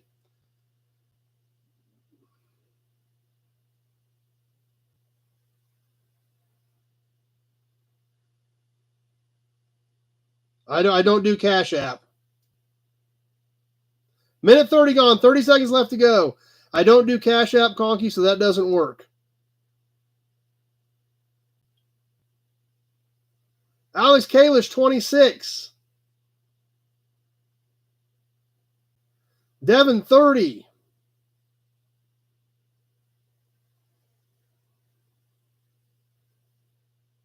About ready to wind this one down. Tony, 32. And that does it. Tony got that one in on time. Tony at 32.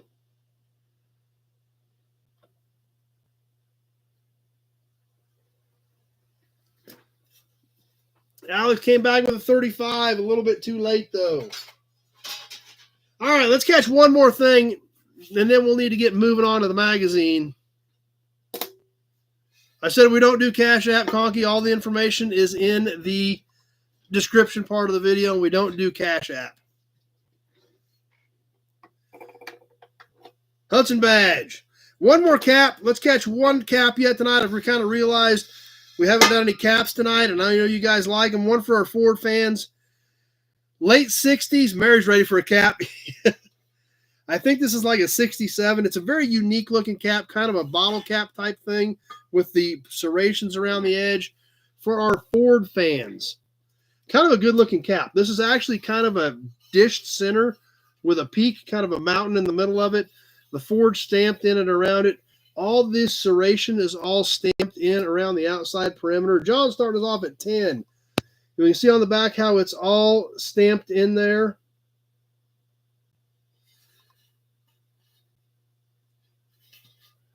Nice shiny stainless cap. It is Jeff 12, Devin 15, Mary 15, 10.5. 10.5 in diameter. Born to be a belt buckle, maybe a hat. John at 20. Let's get this thing on the timer and get going.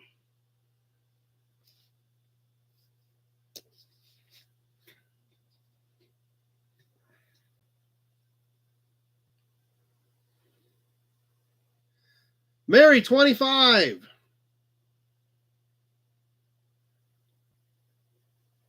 Alec, 25. I've got Mary at 25 first.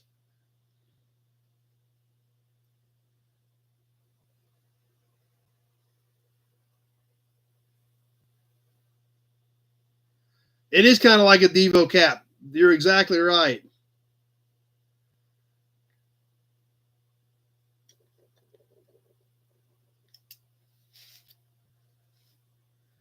I've got Mary at 25 because I had her about 10 seconds before I had Alex 25 on Facebook. And we're coming up on the 1 minute mark. 1 minute gone, 1 minute left to go. Mary 25. Yeah, you're right. The paint actually is pretty decent on it.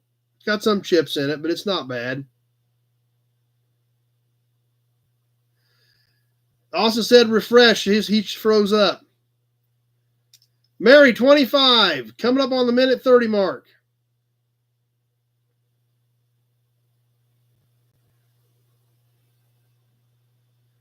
Minute 30 gone. 30 seconds left.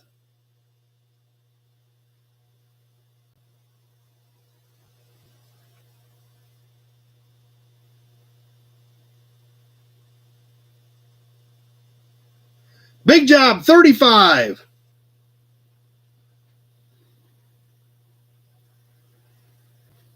Coming out of the wire, big job, 35. Mary at 40, and that does it. Mary at 40. Big job came back at 41, a little too late. Kevin Brown, when he stopped by, he had his sister and brother-in-law with him today.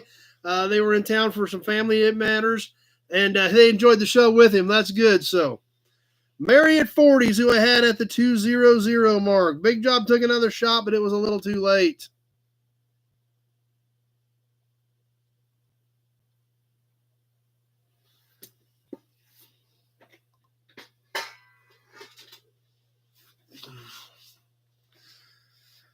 All right. Let's get moving on to the magazine. What's everybody think? Got a different one tonight.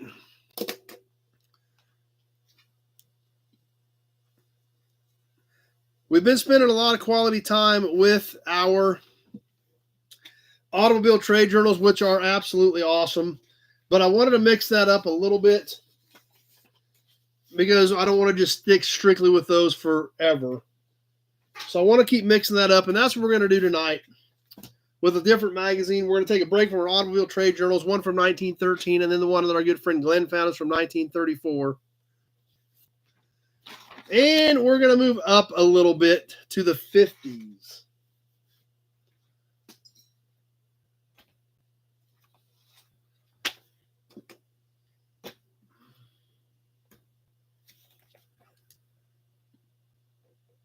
Okay, Mary, I'll get that figured up here after a bit.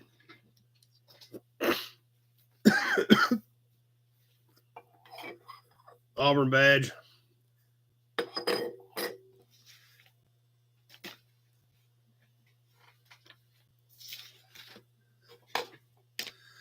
All right, we'll kind of get situated here. Like I said, we've been spending a lot of quality time in 1913 and some time in 1934. But trying to mix some different stuff in. So we're going to jump up a few decades, up into the 50s, and go to 1955 with the August issue of Hot Rod magazine.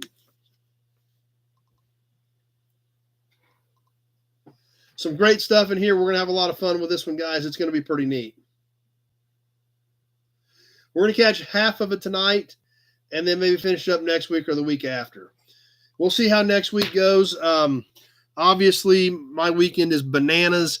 We will be on. Obviously, Austin's going to come by and hang out, but we'll see how things go as far as what all I have time to get ready for tomorrow night or next Sunday as well. But we're going to get into the August 1955 issue of Hot Rod magazine with a cover price of 25 cents.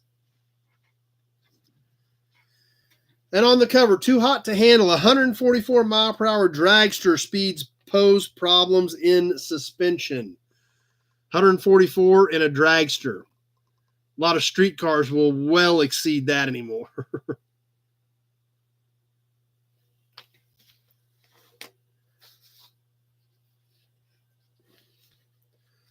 So let's start seeing what's going on in August of 1955, starting off with new products.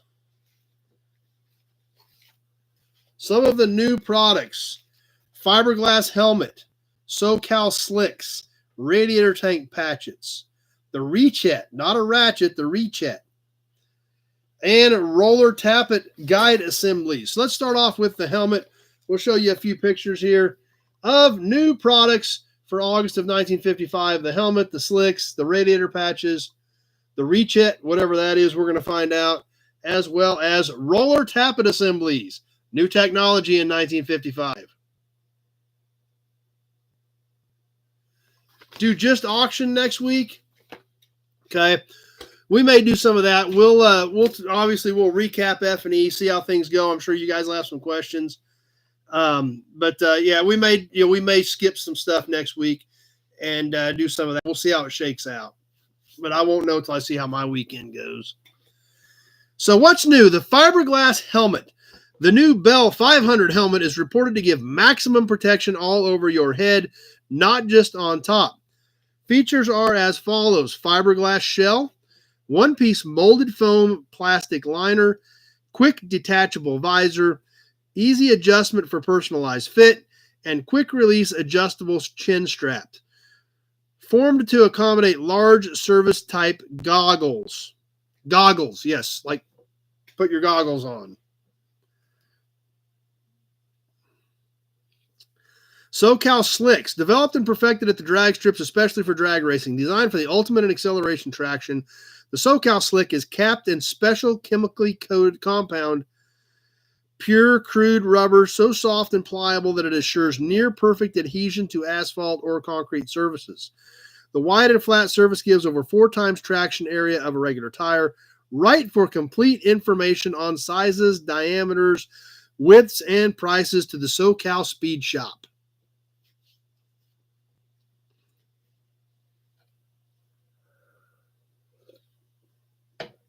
Radiator tank patches. Inland, the world's largest manufacturer of radiator servicing equipment, announces a new precision-stamped radiator tank inlet and outlet patch assortment consisting of 31 separate copper patches for auto and truck radiators. These patches fit perfectly and are easy to install. Address inquiries to the Inland Manufacturing Company, Omaha, Nebraska. Indicate type of business and whether or not you operate a radiator department. So these actually were designed to patch inlets and outlets. So that's how they would have mounted.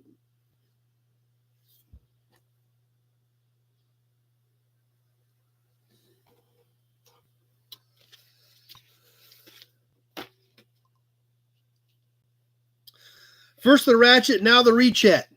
A revolutionary type of adapter for use with all standard ratchet sets and accessories. Designed with precision right angle drive to work on hard to get places around heat and blind spots. Engineered to withstand torques in excess of comparable ratchet of equal drive up to 1,500 inch-pounds with an approximate gear ratio of 2-to-1, quickly adaptable for use with air or electricity. Still not sure what it is. But there it is.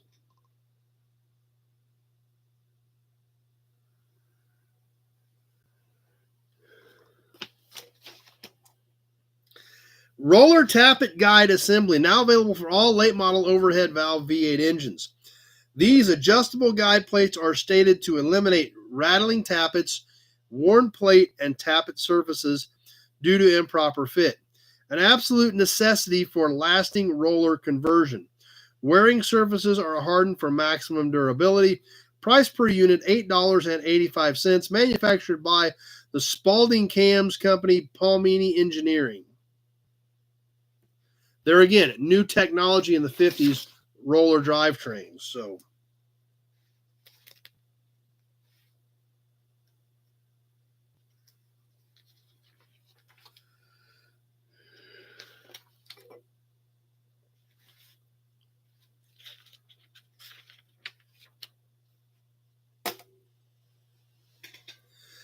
up next, just like the title across the front bar on the cover, how potent is Packard's new V8? Packard's bold bid for power includes a radical new chassis and the industry's biggest engine. Now we look at this today and don't even really think twice about it. Not a big deal. V6s, V8s, V10s, V12s, that's all become commonplace. We've got to remember, we're in August of 1955, so this stuff was put together June of 55 for this probably to come out at the end of July. And there were not a lot of V8 engines out there. Obviously, Olds and Cadillac had it since 49. First year for 55 for Chevy to have a V8. Pontiac's first year of V8. Buick had only had one since 53. So, pretty big deal. Revolutionary at the time. Everybody was coming out with them. So when somebody announced a new one, it was a pretty big deal. Still keep running over my shoelace.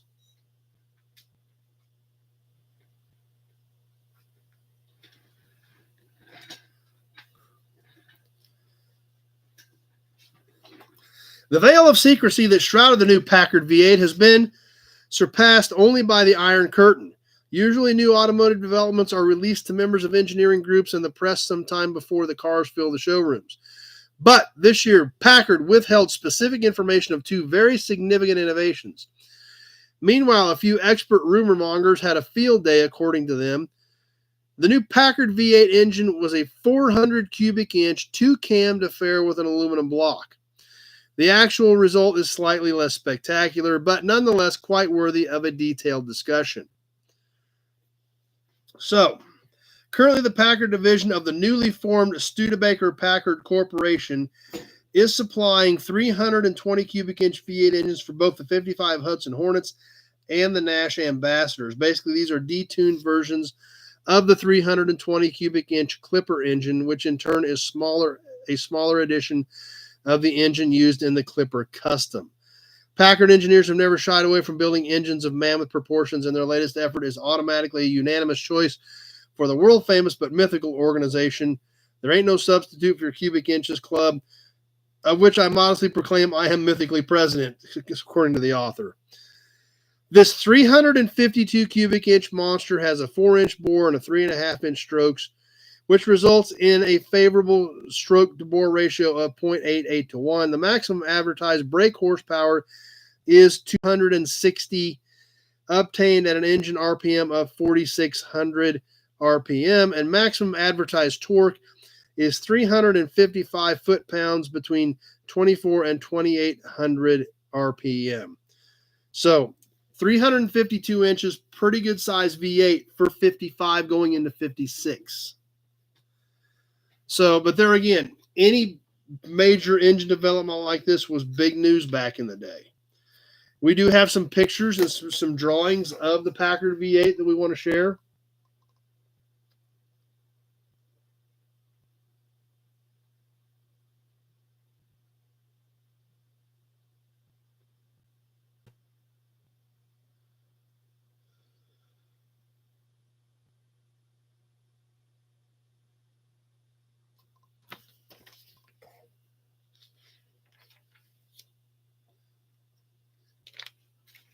And it actually gives us a whole breakdown of how the car lays out and the suspension is laid out to handle this engine and the power.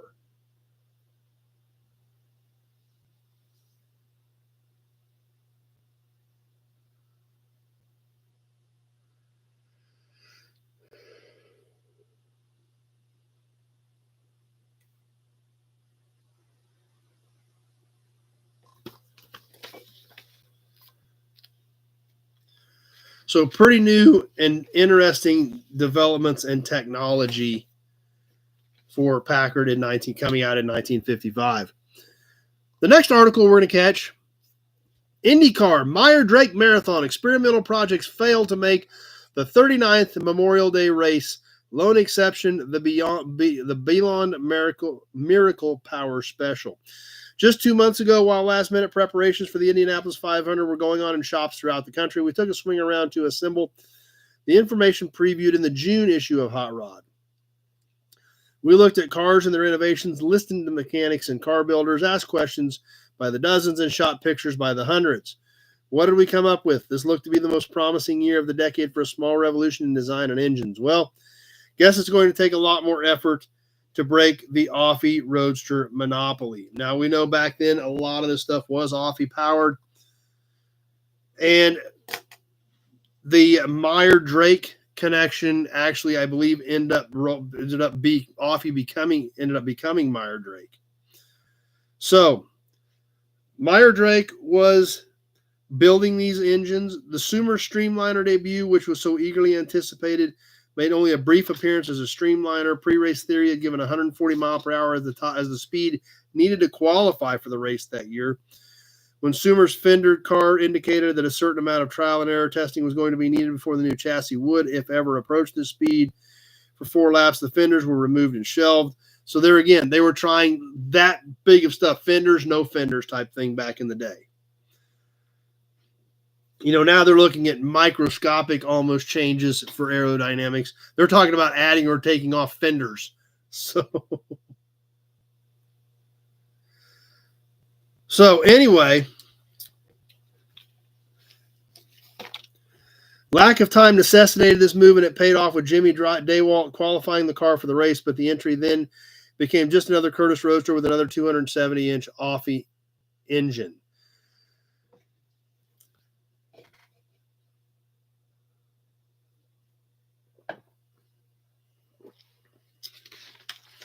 But that's what a lot of this article gets into, and there's a lot of pictures talking about Meyer-Drake and their development. So we're going to check out some of these pictures of Indy in 1955.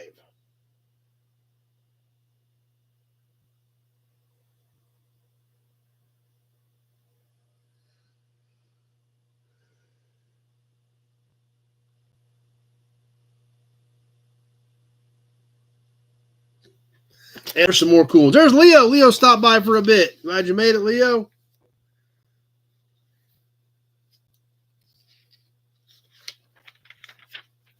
And some more cool pictures. Now, remember, this was not production stuff.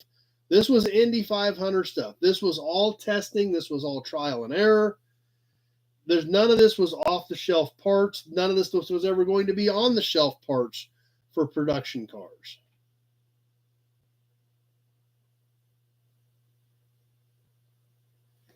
So very, very specialized indie developments and pieces going on, testing, trying different things to figure this stuff out. Well, how did they do it back then? You know, there was no computers. They didn't have CAD.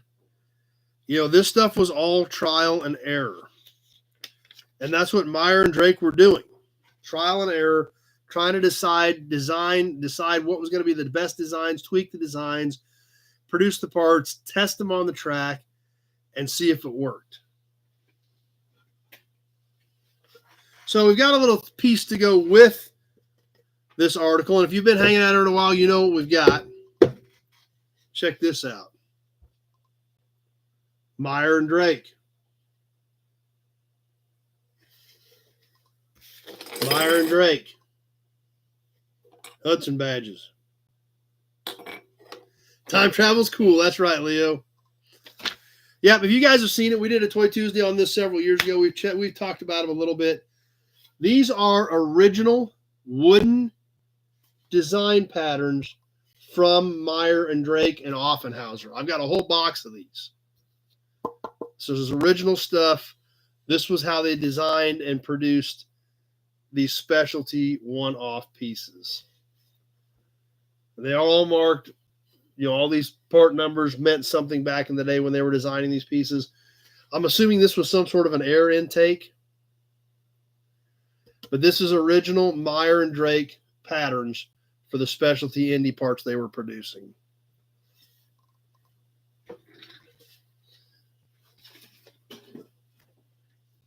Always kind of cool when you work real artifacts into these articles.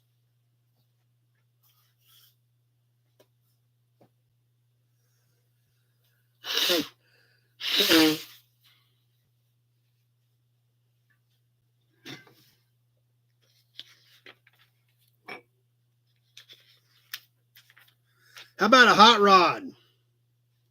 We all love hot rods. This thing is super unique. I was not able to determine exactly what this grill was, but this is a really, really unique 33 Ford. Check this thing out. Look at the nose on that baby. And then something else kind of odd, they removed the running boards as well. Yep, right, you're exactly right, Alec. The early days of open wheel racing.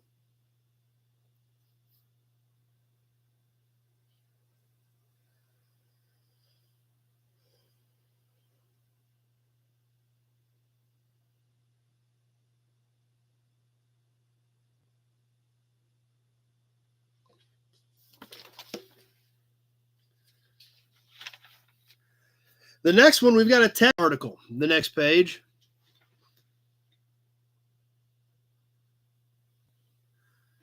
Big Job had a junior high classmate whose grandpa owned leader cars out of Milwaukee, and they had Indy cars. Huh. The next one, a tech article from 1955. And like we talked about, V8 overhead valve V8s, new technology, not that accessible. Cadillac Olds have been out since 49. The Hemi came out in 51. Buick Nailhead 53. Y-Block 53 or 4. So this is all brand new stuff. I mean, if you had anything with an overhead valve in it at this point, you were uptown. Well, this next tech article, build yourself a Fordilac. How to do it details of the most popular engine chassis combination. Here's the right way to do it. How to swap a Cadillac into your Ford.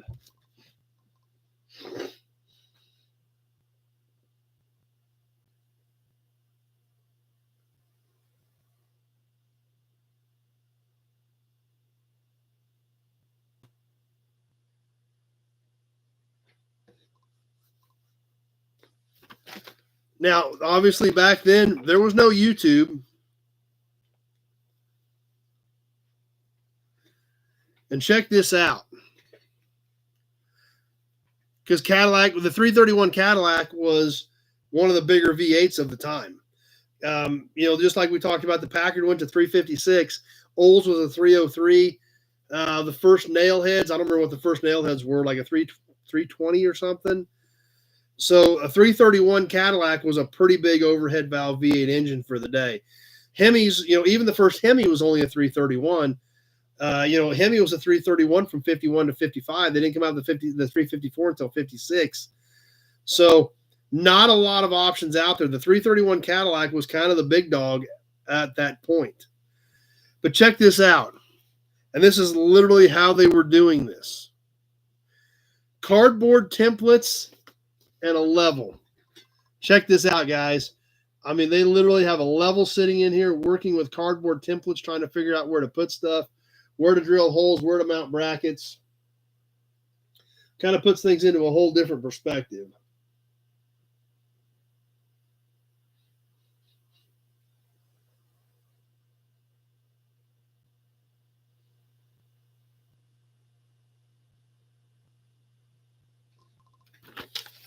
Yes, nailhead was Buick.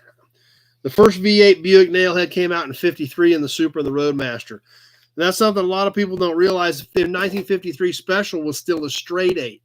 Only Supra and Roadmaster got the nailhead V8 in 53. 54, all Buicks were V8, but 53 was a split year with Special still retaining the old straight 8. One more article we want to catch, then we're going to catch some cool ads. The Hoosier Hot Shot. Back home in Indiana, there's some fine Fords a building. This is a collection of killer Fords pictured with the safety safari from the NHRA. Remember, this is in 1955, so precision was invented, but they didn't have the tools in those shops. That's true, Alex. Yeah, you're exactly right. So this is a cool shot. I thought this picture was great with the drag safari, the NHRA safety safari, out on tour at this point. Stopped and got a killer picture with all these cool Ford hot rods in Indiana. That's right, Kenny. Cardboard auto design, CAD. You're exactly right. Nothing to do with computer aided design.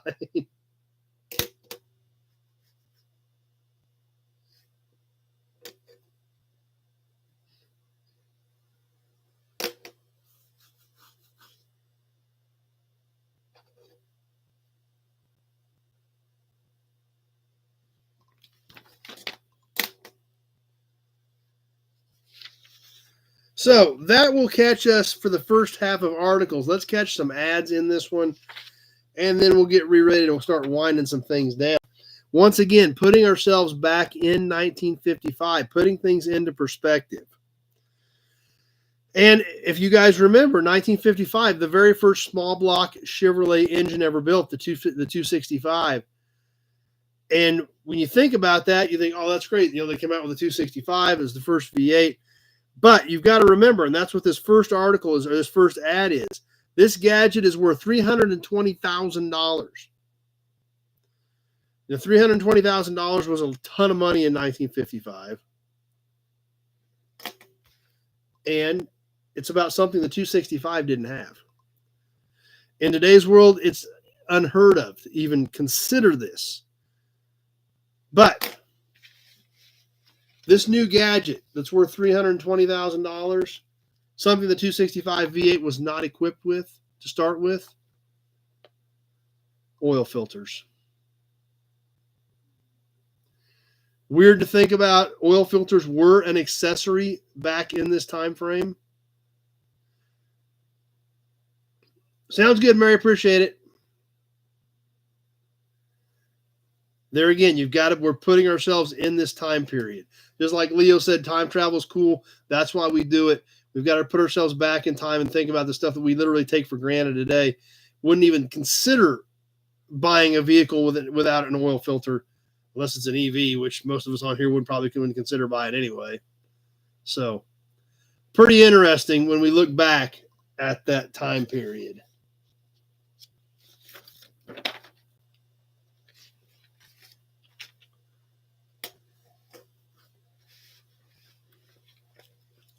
Something else that was coming along with the rising popularity of the V8 engine in the mid-50s was exhaust. This entire ad, a sidebar, now for the 1955 Buick, specifically listed as a V8, Equaflow and dual exhaust systems with specs showing how much better your new dual exhaust was going to work on your 55 Buick, specifically listed with a V8, which they all were. But that was such a point that they specifically listed V8 in the ad and actually gave specs on how much better the car ran with their exhaust systems.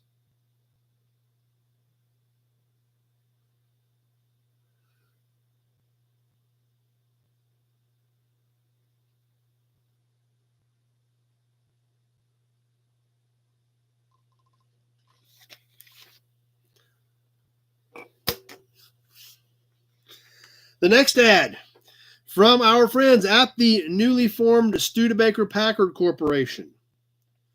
New Packard torsion level ride eliminates conventional coil and leaf springs, smooths the road, levels the load automatically. Packard Division, Studebaker Packard Corporation.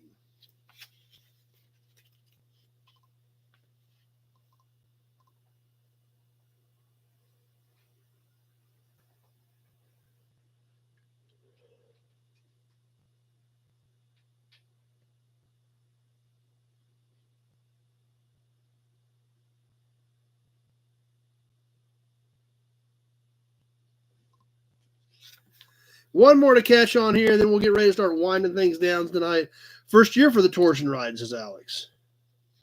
That's another good point, Pete. That's all drawings. That was not photography. That was all art. And I do consider that art. It's that good. Kenny's digging it. Glad you guys are liking it. Always try to do some fun stuff. Try to mix it up a little bit. Let's catch one more ad because after this, we kind of start getting into more of the articles. There's not many ads till we get back to the end of the magazine. So we'll catch one more ad. And this, once again, is a great one, considering there again, we are in the very, very early days of the overhead valve V8 engine. This one coming from our friends at Edelbrock, surprising the power. The Edelbrock 1955 manifolds. 1955 Chevrolet V8. Triple dual manifold. Triple dual. 3 deuces. 55 Ford and Mercury V8 dual quad. 55 Ford Mercury triple dual. 55 Ford V8 4-barrel. 3-deuce intake for a 55 Chevy, $69.50. Installation kit, $13.50. No carbs, just a manifold. 55 Ford Mercury dual quads, $69.50 plus the installation kit. 55 Mercury Ford 3 deuces, $57.50. And a 55 Ford V8 single 4 is $55. Free send for the 1955 illustrated catalog from your friends at Edelbrock. This whole side over here, $50-$60 for a manifold. You got to remember, most guys were making, 75 cents an hour, and a new manifold was $60.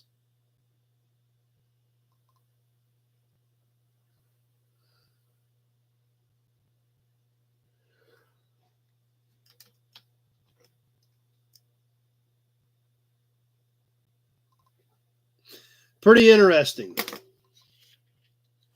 And with that, we'll save the rest of this August issue from 1955 of Hot Rod Magazine for next week. And then we'll dive back into our auto trade journals. But love mixing it up. Obviously, a ton of cool stuff in here and some pretty neat stuff, and definitely worth checking out. Hope you guys enjoyed it for something a little bit different. 75 cents, if that. Yeah, that's what I was thinking, Kenny. So that was a ton of cash back then for a manifold. And you still had to buy a carb and an air cleaner. Pete's digging it. Glad you guys are liking it. Trying to mix it up, trying to find some cool stuff, but we're having fun doing it. That's all that matters.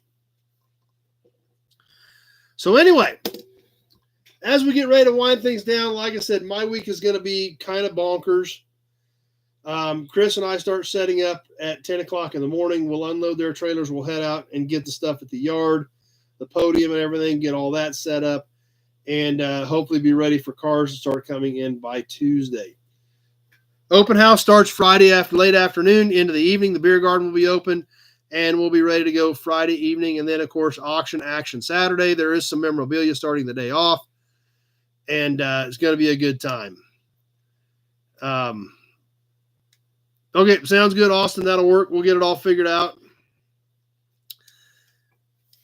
And looking forward to it. I'm super excited that some of you guys are going to make it. I need to touch base with Rico and Jess, see if they still plan on coming.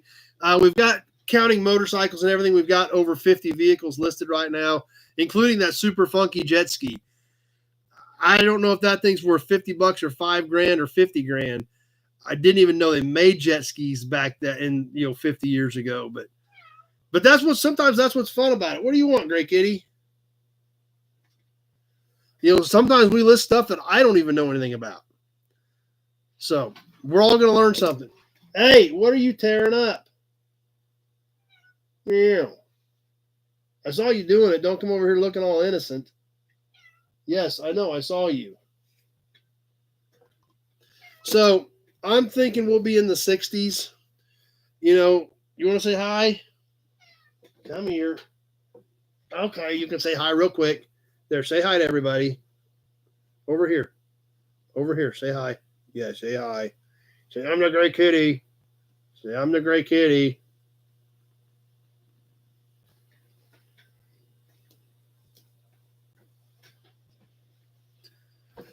And a lot of times we'll end up with 70 or 80, so we may be down a few cars this year, but overall still shaping up to be a pretty decent sale. So Nate's already got one picked out, so Nate will be here. Austin will be here. Loader Mike will be here. Hopefully Tractor Mike will be here. Jim Wicks says he's planning on coming, so maybe you guys will get a chance to say hi to Jim Wicks, chat with him for a minute. And ought to be a good weekend. I know it's going to be crazy for me, but I'm excited some of you guys are going to make it, and we're going to have some fun. It'll be a good time. And you never know. Some of you guys may end up taking some stuff home. Going to be a good weekend, though. Looking forward to it. My partner, Chris Froschner, the dude, when it comes to auctioneering, outstanding.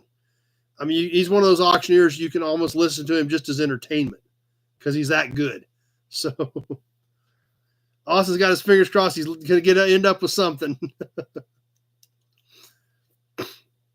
So good time. Glad some of you are going to make it. Looking forward to it. This week, we'll probably bring you some F&E content. Friday night, I don't know what we'll get done, and we may not even have a video Friday night. Sometimes if I get busy on Friday, sometimes I don't even get it done. If Austin's going to be here, Loader Mike's going to be out there, if Rico and Jess are here, if we've got some guys that are going to be here, we may jump on to a quick live Friday night. I'm not going to guarantee anything Friday night, but we may try to jump on for a quick live. I think Jamie, Chris's wife, sets up a live stream. I think she usually does it on Facebook.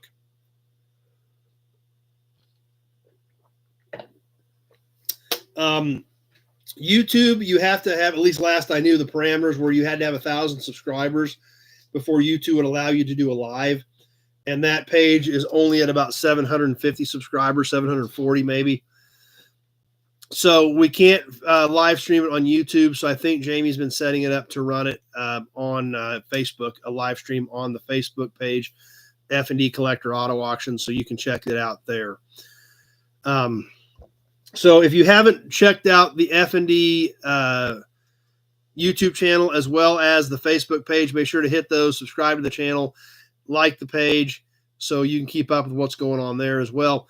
I will feed some of that stuff over to the Nobody stuff this week as well. And so there's going to be some content coming from there.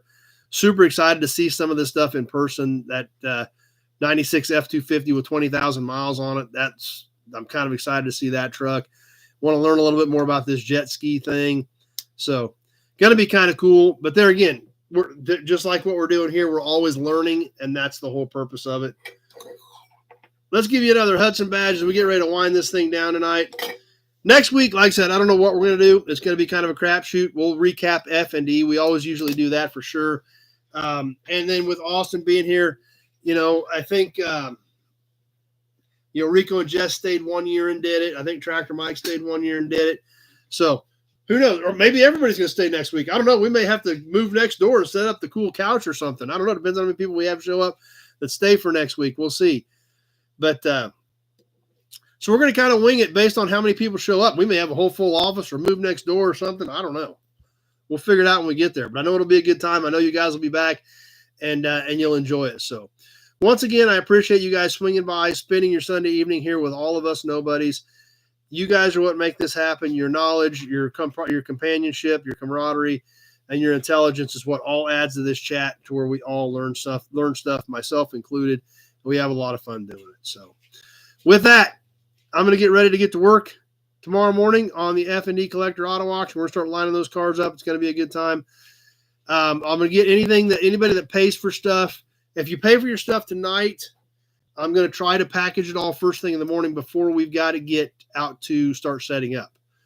So if you pay for your stuff tonight, I will try to get it out. If you pay for it later in the week, it's obviously not going to go till the following week. So with the way my schedule is. So we'll definitely feed you some stuff from the auction. This week's going to be kind of goofy as far as what I'm getting up and when I'm getting it up, with having to do stuff on the F&E page as well. But looking forward to next weekend. Super excited to see some of you guys.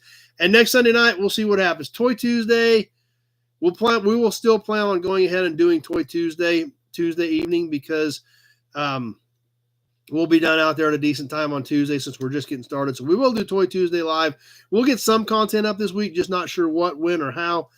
And then we definitely all hope to see you all right back here. Okay, no problem, Big Job. Appreciate that. I've got a box started with your name on it. I'll put your stuff in there, get a few more things rounded up, and get it headed your way. I always appreciate when you guys work with me on that. And we sure hope to see you all right back here at same bat time, same bat station, 7:30 next Sunday evening on the Nobody Show YouTube channel for some more Sunday Night Live chat. No idea what we're going to do, but I bet it'll be fun. Thanks for watching tonight. Thanks for watching tonight, everybody. Have a great week. We will see some of you Tuesday. We will see some of you next weekend for the F&E Collector Auto Auction, and we definitely sure hope to see all of you right back here next Sunday night for some more Sunday Night Live chat. Thanks for watching, everybody.